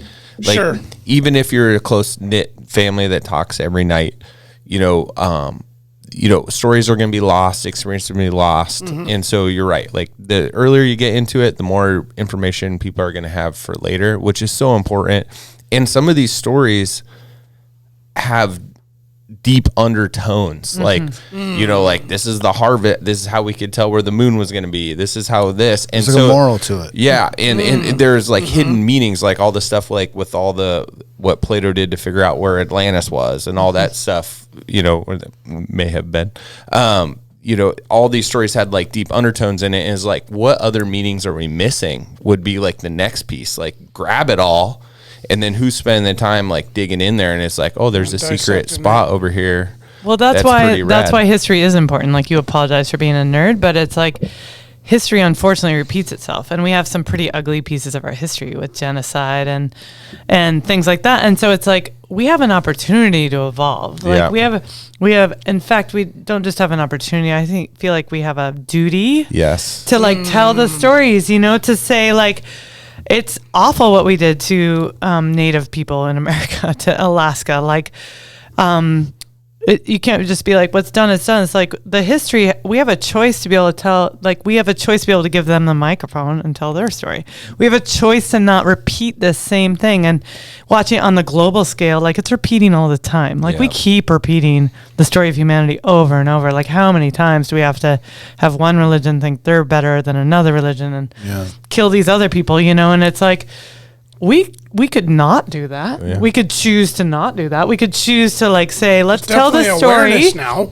Let's tell this story enough and pass this along, and let's choose to evolve from it. Let's choose to take the wisdom and the pain and the suffering of the people that came before, and rather than just like break the backs of the next people, let's like build and evolve into kinder, gentler human beings who and I think it's important nurture. We have the capacity. It's like we have that within us. I think it's important to not water it down. Yeah, I think it's super important. You said something, you mentioned how they're like trying to cancel like Clan of the Cave Bear or whatever, these stories, because it got like banned like, and these and things all this happen, and let's not like brush it away, because now obviously we know that that's not, it's not politically correct in someone's eyes, and it might be like a 1% population, but they're like the most vocal about it. Yeah, that's like saying I don't want to talk about the fact that young black people get killed by white cops all the time, you know, and you're like, oh, I just don't want to talk about it. You're like, it's happening like all the time, at a like unprecedented rate. You sweep it under the rug all you want, it's still going down. So then like something needs to change, you know. So it's like you have to talk about it. Tell people, Americans are awful about feeling uncomfortable. They don't want to be uncomfortable. They want to erase it. They don't want to be uncomfortable. They want to. Everybody wants to take the easy route. You know, they want to pretend like that we aren't racist and that we aren't sexist. And it's like, let's just like call a spade a spade. Like we have fucked some things up. They have, you know, and now we have a choice to be different. They're like pulling down statues of like General Lee and these things. It's like, well, don't erase that. Like, this is something that actually happened, a part of and us. You should learn from that. You know, doesn't mean that it's right. Doesn't mean that that was okay or that's the way that you should be. You're not. But doesn't mean you should erase it, because you then people We need to learn from it, it so we don't have slaves again. You know, 100%. Yeah. It is part of our past. We have to own it. Yeah. And I think that's part of that, like back to the like looking yourself in the mirror and the ego. Like there is an unwillingness as humans sometimes to be like you three have privilege because you're white and you're men, you know, like, and you could be easier accepted as guides even, you know, like in a very simple, like, you know, and I have privilege as a white female, like who grew up in a family of means, you know, it's like I have a ton of privilege, you know, like I have been so like the fact that I get to choose to be a guide, like that means I have a safety net behind me. Like that means that like I'm not a single mom trying to feed 4 children on welfare, like working 3 jobs, like with no family, like ever to look out for me. It's like I had this like choice because of who I was born into. Yeah. To be able to like have the freedom to be like, I'm going to be a dirtbag my whole life and like live paycheck to paycheck. Like on paper, yeah, I live under poverty level. I live like the richest person on earth, but I could never have chosen that life if I wasn't the color of my skin, I didn't come from the neighborhood I came from, if I didn't have the family I did, if I didn't have the means to go to the college I did, like all these things, all these choices, all these like umbrellas of privilege that I was graced by, like is what gifted me this opportunity to choose a life following my passion and choosing work that follows my passion. So it's like easier for us to be like, oh, pull yourself up by your bootstraps or do what you love. And it's like, no, like people don't have safety nets. Like people are struggling out there and people are abused, and we do need to come together as a community. In Alaska, like we're such a tighter community. We have such, and we have big real problems here. We are like the world condensed, here. Yeah. And we have the choice to be able to help it out on a small scale and a like medium scale and a larger scale, whatever that looks like. I don't have the answers. I don't know. But it's like start the brainstorm. Like we have wild game here. We still can feed off the land. Your Greens project, case in point, is like how can we be more self-sustaining? How can we feed each other? Right. How can we help each other have better nutrients, which then makes your body feel better, which makes you have better decision making. You know? Yeah. Healthier mind. Which is unfortunate that it takes a terrible event. Yeah. Whether it's Always, an earthquake or a war or something to realize to the realize deck. like the community around you is actually what's most important. Out of tragedy comes community. Always. Great. Yeah. Every time. Yep. Every time. Let's switch gears real quick. I want to talk about Wild World Wanderings. Are you still touch involved on with that? That's your thing? Yeah, that's my thing. Okay. So Wild World Wanderings, not Wanderings, but I know. Wanderings.com. Is that your business? It's my business. I'm a single. It's an LLC. I'm a sole proprietor. Okay. I don't know what any of those words mean. Sounds really professional. I've had 7 clients in my life. It's actually a cool story how it came to be though, because I was guiding for Alaska Alpine Adventures, and Dan Oberlatz's company that it's such a cool company. It's like the coolest guide job I had in the state for summer guiding, of like going to see like all the the national parks that nobody gets to, like Clark and up in the Kobuk sand dunes, and guiding the Noatak and being up on the Canning River. I mean, it's just you're touching my heart. Yeah, I mean, Alaskans would come on these trips. Yeah, it was just cool, For sure. So I loved guiding for that company, and I was guiding a trip out in Lake Clark that was like it's one of my favorite trips that they had. Was like we had these inflatable sea kayaks. They still have them, inflatable sea kayaks, and we'd float plane in, and we'd base camp, and we would day hike every day, and then move our camp with the kayaks like down the lake, Turquoise Lake in Lake Clark, and super cool trip. And this woman I had, this client, was Arlene Bloom, and if you don't know Arlene Bloom, Google her right now. So this woman was the first all-women summit of Denali in 1980. So that's pretty late in the history of 80. Before that, they only let women on the mountain if you were a cook, and they didn't let you above a certain elevation. The state wouldn't let them up? This state didn't let them. I mean, who was it? That was the photographer on Denali. I'm just forgetting his name. His wife, Barbara, was the first woman to summit the West Buttress in 1956. I can't remember The internet probably knows. I know. Like I keep thinking Don Sheldon, but he was the bush pilot. Then there was a photographer. Muir? No, black and white photographer. He's super famous. I don't know why my brain is spacing, but his wife, Barbara, she's all cute. She's on top of Denali in like red lipstick. Her hair looks curled. She's like in wool knickers. She's on the summit. She was the first woman, but then the first all women's like expedition was 1980, and it was led by Arlene Bloom. And that's not that long ago. Yeah, I know, right? So talk about like women in a man's world. Like she busted into mountaineering as she was getting a PhD in like atmospheric chemistry or something, environmental chemistry, and from Stanford. And she was doing all this mountaineering. She wanted to be on the first American team to climb Everest. And she finished her PhD dissertation from Everest, like on the ascent, and like mailed it out with a Sherpa. And like by the time her dissertation was like to ban the use of this one chemical in children's pajamas because it caused cancer. And by the time she got off Everest, the state of California had banned this whole chemical. And now she's running this like green chemistry, like kind of whistleblower program in California. Okay.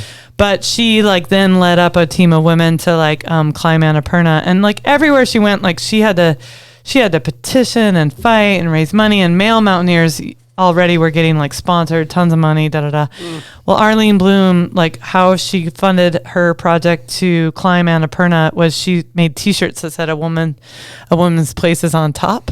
And even Rosalind Carter, Jimmy Carter's wife, bought one. And she funded her whole climb. She made thousands of dollars selling this t-shirt that said a woman's place is on top. And she put together an all-women's team to summit Annapurna. And at the time, like, I don't think any American men's team had done it. It was like a big deal. And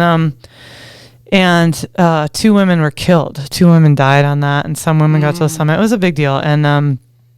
And she wrote a couple books. And can you Google what those books are, Arlene Bloom? Yeah, Annapurna is one. Yeah. Woman's Place is on Top. Here's Yeah. the T-shirt. Those are awesome. I would like to get some of those. Give them to your wife. They're still for sale to this day. Put this on Yeah. tonight. They're $22. I went to Whitman College. Remember the fighting missionaries? Our only one of- cheer was like, missionaries, we're on top. Breaking Trail. Oh, yeah. Yep, Breaking Trail. yep. Right. That's like her top book.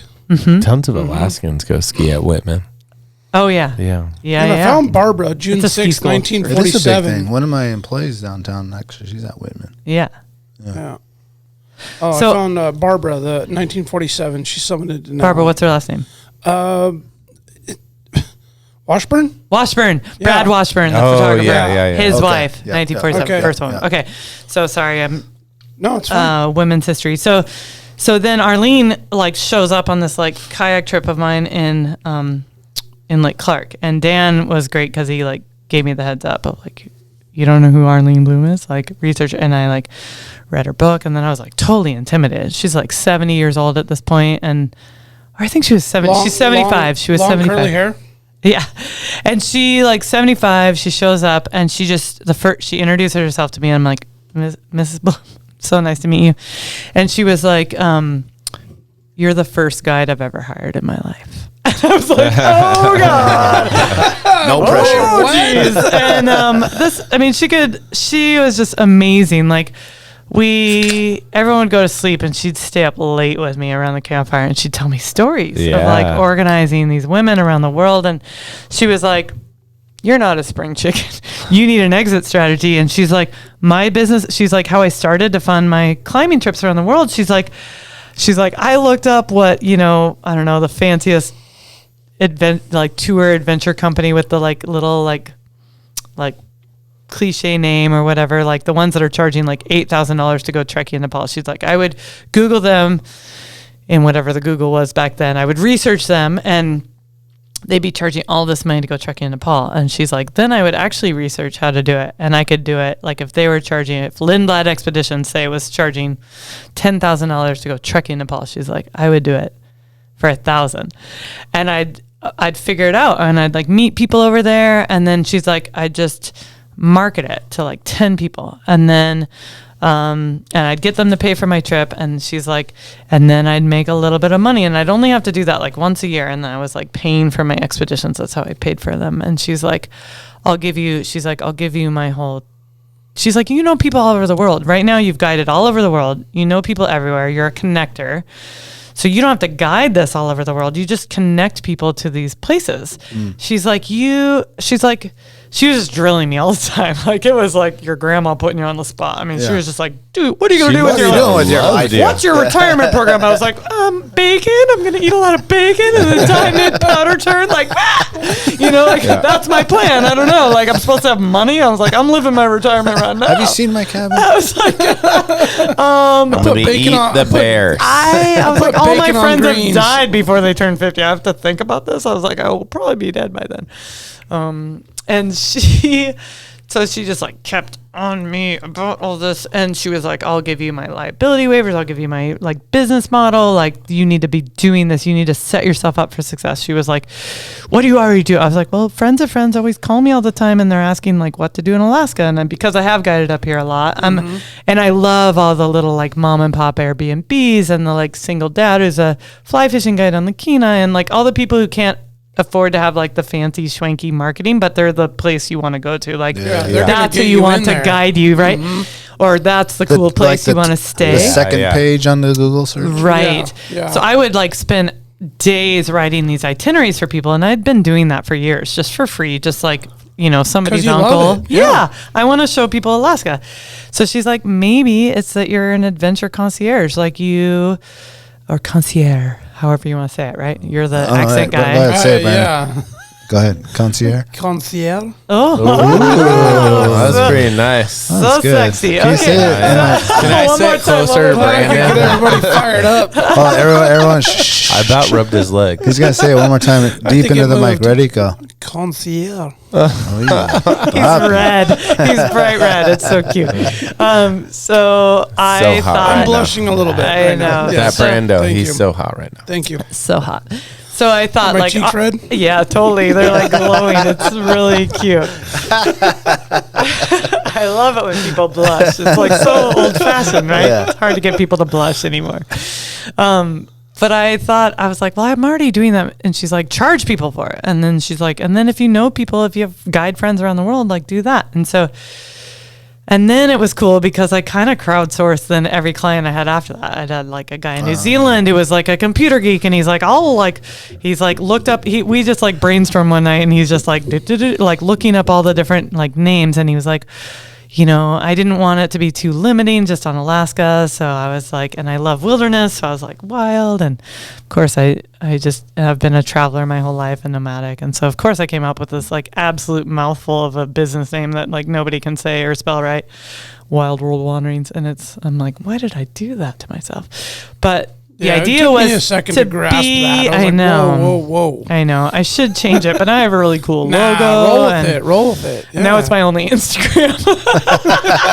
I'm super attached Now right it's now. gonna that Don't one make hacked. me change it. Nah. Right. So You need like a naked picture of some other lady with your face on it. yeah, exactly. If you got that girl, like maybe we'll go to Bushco tonight and grab a selfie. I need a picture for my logo. Yeah, do you mind being a stand-in? It's gonna be my face. They're not gonna know it's you. So Diamond, I have this proposition. I don't know what's in it for you, but it's gonna really help me out here. I'll pay for a lap dance. But my friend here is gonna tell you concierge. Oh yeah. It kind of has that like prestige of Prestige Worldwide, though. It does. So, Oh, Yeah, it does. call. There it like, is. I mean, you got to like Fucking connect boats and it. hoes, Like at the man. end of the year, instead of like the Oh, yeah. Catalina wine mixer, we go out to Montague. It's a Montague wine mixer. Yeah, I'm so global. No, we go to Ira's. Yeah, Yeah, just- There you go. Bring all your hot guide yeah. people that you signed yeah. up. Yeah. He's coming in on his helicopter pad out there in Palmer. Just make a rap video. Will Ferrell will be out there. We're at the Wild World Wanderings mixer. Yeah. Oh my God. So, yeah, I just like, and I, again, didn't like ask people for enough money. I remember this woman from New York found me somehow, some way, and she just wanted me to build her Alaska itinerary. And I think I charged her like $150. And she's like, I am a New Yorker. We won't even respect you if you don't make me pay $300. And I was like, okay, give me $300. I don't know. I don't know. Like, I don't know. Then. Like, and so, like just all these clients down the road just gifting me these little pieces of wisdom. I like crowdsourced it, figured out how to build a website, figured out how to like start a business. And the whole time, like my narrative in my head is like, you suck as a business lady. Like, what are you doing? And I'm like, I don't know if my clients were helping me. It was so cool. It's like, everybody was like, they had made their money in business. So like, let me help you. And so I created it, and I was like, well, I want it to be vague enough that I can do whatever with it. And then I don't market it or do anything with it. And so, because I was just like, it was just easier to always, because actually as a guide business, like I didn't want to be a guide business because guiding is like the permits, the insurance, like just to be to be a guide of any sort in Alaska, the insurance is crippling, right? Even for hiking? Yeah. Oh, Really? yeah, because Alaska can kill you. There's a lot of Yeah, the insurance companies know that. They Huge know exposure. Alaska can kill you. Exposure, yep. There's grizzly bears and icefall and waterfalls and all that stuff, rivers to cross. So I was like, but if I'm a concierge and I just write an itinerary and you sign this little liability waiver and I turn you over to like Dan's company or like I was thinking I've worked now for all these different companies in Alaska, and if somebody like I could just like hop on with, I can celebrity guide at a lot of places now, you know, like I'm still friends with all these companies, like, so I can like I could bring clients there, like jump in on, you know, one of Alaska Alpine Adventures trips or Alaska Wildland Adventures, bring them clients. So I was like, I had this idea, and then same worldwide, I was like, oh, I'll just bring people there. And I thought it's easy because I already meet these clients and they have money, so it shouldn't be hard, but it turns out it's hard. You still have to like kind of be a little bit pushy for money, and I just wasn't, you know. So when COVID happened and the tourism was like the Snickers bar in the end of the food chain, and I was like, I'm out. I just like, you know, I was like, I need to cut all my corners, you know, and like all this money I'd like put into this business that hadn't paid off whatsoever, you know. So I just like whatever you do, you like let it disintegrate into the oblivions. You don't like re-up your business license or whatever. And then Alaska Guide Collective was this group of guys, you know, Joe Stock, I don't know if you've had him on, and Nick D'Alessio and Elliot Gaddy. And we all had been friends through the Alaska Avalanche School. They had mentored me in so many ways. We'd all taught Avalanche classes together. I'd known them forever. Joe Stock wrote the book, The Alaska Factor. So that's the book on like, it's a backcountry ski guide. Like these guys are so awesome, and I'd been watching them, and they figured out, like Joe has always been, he's an IFMGA guide and guides all over the world. And what's that mean? It's an International Federation of Mountain Guide Association. So it's like the PhD of guiding. Ooh, that's like, awesome. yeah, it's insane. You have to be. Sounds big time. It's big time, Super right? cert. It's the super cert. It is the PhD of all PhDs for guide world. So the Alaska Guide Collective is like our chapter of that? Sort of, yeah. So they're American Mountain Guide Association, AMGA, certified company, and so Elliot and Nick. So you can also be like, so under that umbrella, to be IFMGA, to be full cert, you have to be rock, alpine, and ski. Oh, shit. That's like the full meal deal, right? But you can also do one of those tracks. So Elliot's on his way to doing all three. And he's got a few of them banged out, and then Nick is ski guide, and then I'm so they basically told me, they're like, so they figured out that they each have their own individual companies, and they figured out that it would behoove them to make this Alaska Guide Collective, so that the permits, the insurance, working as a team, basically sharing costs, spread the load. And because they're all friends, they all knew each other, so they became owners. They developed this company, and they still all have their individual businesses under that. And then I came there like little sister knocking on the door, being like, "Hey, what about me? Like, can I come in? I want to be in." I'm a hell of a ski guide. Yeah. And everybody wants a piece of that because it's like a collective, right? And so they hummed and hawed, and we talked, and I'm kind of like their guinea pig. They figured out how to make me an employee. So the three of them are owners, and I'm their first employee. And cool. They planted the seed with me earlier on that in order to work with them at all, I'd have to start on the AMGA track. So that's like, I had to start on my own little like ski guide PhD, right? It costs a ton of money. It's a lot of resume. Like you have to, like, for every course, like I'm halfway through, right? So I've done the courses. I have 2 exams left. Each exam, like COVID slowed that down because remember we got shamed out of the backcountry and I had to just climb chair 3. Well, climbing chair 3 on an AMGA resume doesn't look like anything that they want to give you a scholarship for. You're really not doing anything amazing right now. The like, front side of Alaska. What grade ice is that? And I was like, well, it depends on the day, but sometimes it's, I don't know, it's very blue sometimes. Yeah, our blues blue are grade. like black other places. I know, I was like, super steep. Yeah. It's like a purple. I had to It's kick black steps. where you're from. I had to kick steps with my snowboard boots. I'm not sure. So I would inner tube down it. So here's me trying to build my resume, quote unquote, for this like AMGA ski exam. And then like last year blew my knee, had knee surgery, this year recovering. So it's like, and then there's like a timeline, right? So next year I have to take my exam. So like I have to like tomorrow all day I'm going out with Joe and Elliot and we're just tying each other to ropes and throwing each other off cliffs. And then like pretend crevasse rescue, like we're doing that all day, right? So there's just a lot of skills and being in the mountains, and it's all worthy information. And I feel like it's hard because I'm 50, or I will be this April. It's hard for me to say that. I'm trying to practice saying that. 49. But I'm in there with, I'm 49. It's the other 29. So I'm in there with like 25-year-old dudes. Still, I'm the only female in it. They're 25, and they're just like crushing me in the mountain. I mean, it's like, it's hard, so it's like, again, I'm still facing that paradigm. I still have to be twice as good as the boys. And it's like, and they're half my age and crushing me on the, so it's like to go do my little, like, the uphill climb. It is an uphill climb. So that's my focus. I'm going to focus on it for next year. But do this thing. Meanwhile, like Alaska Guide Collective was like, I'll adopt you if you're on the AMGA track. They made me an employee this year. And it's kind of this dream come true because I reinvigorated the life into Wild World Wanderings because now it can be a separate business under there. So now people are finding me through the Guide Collective and then through Wild World Wanderings. And kind of my whole dream had been like, because I'd been this like grown up in a tomboy culture, surrounded by guys all the time, like having to be the tough girl. That's how my nickname transitioned into Shiny. It's like got up to Alaska and just looked like a dude, was working in a dude's job, wearing extra tufts and Carhartts and long johns all the time. And I was like, dirty fingernails. All of a sudden it clicked. I was like, I'm gonna wear sparkles and hot pink and like own my femininity and like also do these jobs. And all of a sudden I just bing, like shifted and went like full on like uber girly. Like the little girls of Girdwood just like follow me around the ski slopes like, you're so shiny. But I'm like, it's like I was like taking femininity back. I was like, I can go backpacking in a dress. Like it's more comfortable, And it was just like, it's like that same thing of awakening of like owning it, walking in a room. I'm like, God damn it, I'm going to be female and do this. And I'm going to like rock it. Like there's nothing to say you can't be sexy and badass, or badass can't be different, or sexy can't be different, or owning who you are in your own body or your own gender or whatever can't be different, And so that's like how I waltzed into that piece. And then, so now it's like under Alaska Guide Collective, these guys, I was like, you need a woman on the team. And they're stoked about it because these guys have been my brothers forever.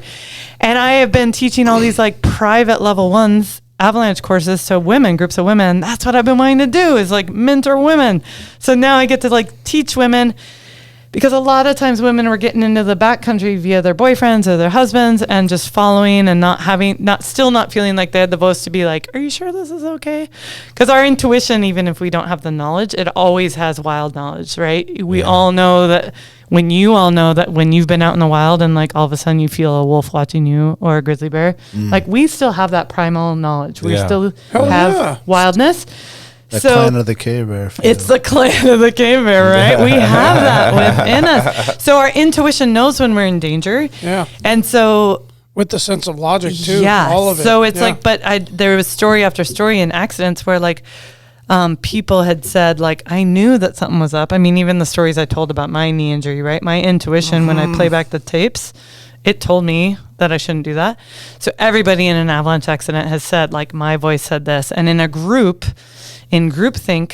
people won't speak up. And then when you add in a gender dynamic and you have men and women in the same group, whatever that dynamic is, especially if it's like, oh, my boyfriend has a level 2 and I don't have anything, then like maybe her gut says like, this is dangerous, right. And then she doesn't say anything, and then something happens, So I was like, I want to educate women and give them their own space to ask their own questions and teach them decision making, and give them the power of that voice. Have a voice. Yeah. It's so powerful, right? Yeah. And backcountry skiing is just the metaphor. It's like I'm trying to gift that, having a voice back, for like all the times where I didn't have the courage to have a voice. Yeah. I know so many women that feel that way, that actually like either had an experience in the backcountry they're uncomfortable with, or won't do it because they don't know it themselves. Right. And like you're talking about earlier, like you want the A+. Yeah. Like, I'm willing to take a bigger risk than Yeah. someone else. And some of these women aren't willing to go until they know. And so it's so great that you've like created a space for them to go and learn, because I want them to go and take me. You know? It's so fun. I've had the best year doing that. And I'm like, it's been the coolest reward of like making that tough decision to tell Valdez Heli Ski Guides I wasn't coming back, to be like, I have a different gift to give the world. And like, maybe my knee was like, the universe like giving me the smackdown to be like, hey, pay attention. Like, you're wasting your gifts in a different zone, you know, and maybe you need to refocus. You need to, like, anytime we get the smackdown, anytime we're dragged to the bottom of the ocean, it is a gift from the universe saying like, what changes need to happen in your life? Like, what have been your priorities? Like, are you putting your ego first? You putting like, what do you really want to do? Valleys in life are an opportunity of growth. Totally. And if you don't take it, you missed it. Totally. And it's like, when they come, it kind of sucks. But if you know that going into it, and you have that mental attitude and the strength to like dig in deep, then you're kind of like, oh man, I have a gift here. I'm going to unwrap it. Yeah. What am I going to do with this next period of my life to make sure that I grow and become more wise or whatever? Totally. Experience life. Yeah, now I kind of giggle like when stuff goes wrong. Is like, I do. I mean, What's next? Yeah, because I'm like, okay, I get it. Like, I get it. It's you know, an like the little opportunity. angels are throwing it down. Is like, okay, I didn't get I like messed up my Forest Service application. I didn't get the job that I had last year. You know, and you're like, okay, well, I guess I'm supposed to do something different. Like, what is that? Like, what am I meant to do next? You know, like, where's the blank space? How can I lean in? That's where the magic happens. What's the new stuff I got to experience or learn? Yeah. There's Next always chapter. more to learn. Yeah. The next chapter. Brooke, thank you for sharing your story. Thank you for your inspiration to all the boys and girls that are growing up here. Your ability to push forward and be a pioneer in the guiding service out here, and to open the boundaries for people, that men and women that may want to be coming into this scary atmosphere that some people might see a lot of boundaries that you have already broken. We appreciate you. If anyone wants any more information, definitely check out at wildworldwanderings.com. Brooke Edwards, thank you so much for coming. We appreciate you. Alaskans, thank you for coming. Thank you for supporting our website. Thank you for supporting all the Alaska businesses that are supporting us. We appreciate all of you. Thank you. Thank you, guys. It's been such an honor and a pleasure to be here tonight. I just like deep love and respect to you and all our fellow I think Alaskans. you're blushing a little bit. Thank Real shiny. Real shiny light. Thanks, Brooke. You showed up tonight, man. Yeah, Thank you're a you rock so star. much. Yeah, totally appreciate Yeah, you you're guys. like another one of those guests that like I didn't know you. You showed up, you're like, who are you guys? I'm like, who are you? And we just sat here and had a genuine conversation as human beings. Isn't that the beauty and of it? connected, and like I'll never ever forget this conversation. Aw, thank you. So Me many things neither. touched my heart. I had so many like revelations in my mind as you spoke and things that you shared. I'm like, oh, man, that's the beauty of this thing, man. Totally, like heart-centered conversations. Love it. And like that's Love where it. we come together as humanity. That's why That's right. we're here, right, Yeah. boys? That's right. Thank you, That's Brooke right. Edwards. Thank you. You are thank amazing. You, thank Yep. you. You are Thank you. amazing. Alaska, stay wild. Cheers. Peace. You remember my speaking to you of what I call your overcautiousness. Are you not overcautious when you assume that you cannot do what the enemy is constantly doing? The Alaska Wild Project podcast is brought to you by the following sponsors. Tailored Restoration 24-hour emergency home services, helping Alaskans restore their dreams since 1972. Services include fire, water, mold, post-emergency cleaning, repair, and remodeling. Give them a call in Anchorage, Eagle River, Matsu, or Fairbanks. Hit them up at tailoredrestorationalaska.com. Looking to buy or sell a home? Look no further than Alaska's #1 real estate team at alaskashometeam.com. Decades of local experience, knowledge, and expertise in a competitive real estate market. Alaska's Home Team makes buying or selling your home a breeze. Give them a call today at 907-277-3777. Lady with a Plan, your own Alaska event planner. From scouting the perfect location to planning the tiniest details, specializing in event management and production for intimate social gatherings, retreats, birthdays, bridal, and baby showers. Find Lady with the Plan on Instagram. The Bait Shack, located on Ship Creek upstream of the bridge. Can't miss the bright red shack. They are the go-to fishing gear rental and guide service on Ship Creek. Tight lines and fish on. Come hook into the action with them. Hit them up at thebaitshackak.com. Double Shovel Cider Company, located off of Arctic and 58th, handcrafted Alaskan-made colonial ciders. They also have a tap room downtown on the corner of 5th and E. Stop by today and taste an award-winning cider. AKO Farms, located in Sitka, Alaska, built from the ground up with concentrates as their single motivation. Find their products such as their sugar wax, full spectrum diamond sauce carts and more at the Treehouse AK and other dispensaries around the state. Ask your local bud tender about AKO.